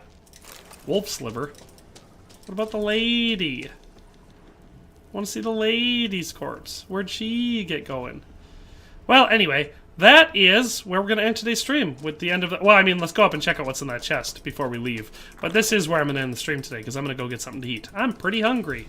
So, I had a whole lot of fun streaming today. We got into a... you know, like I said, every single time we stream, we get into some sort of a philosophical or, you know, religious debate.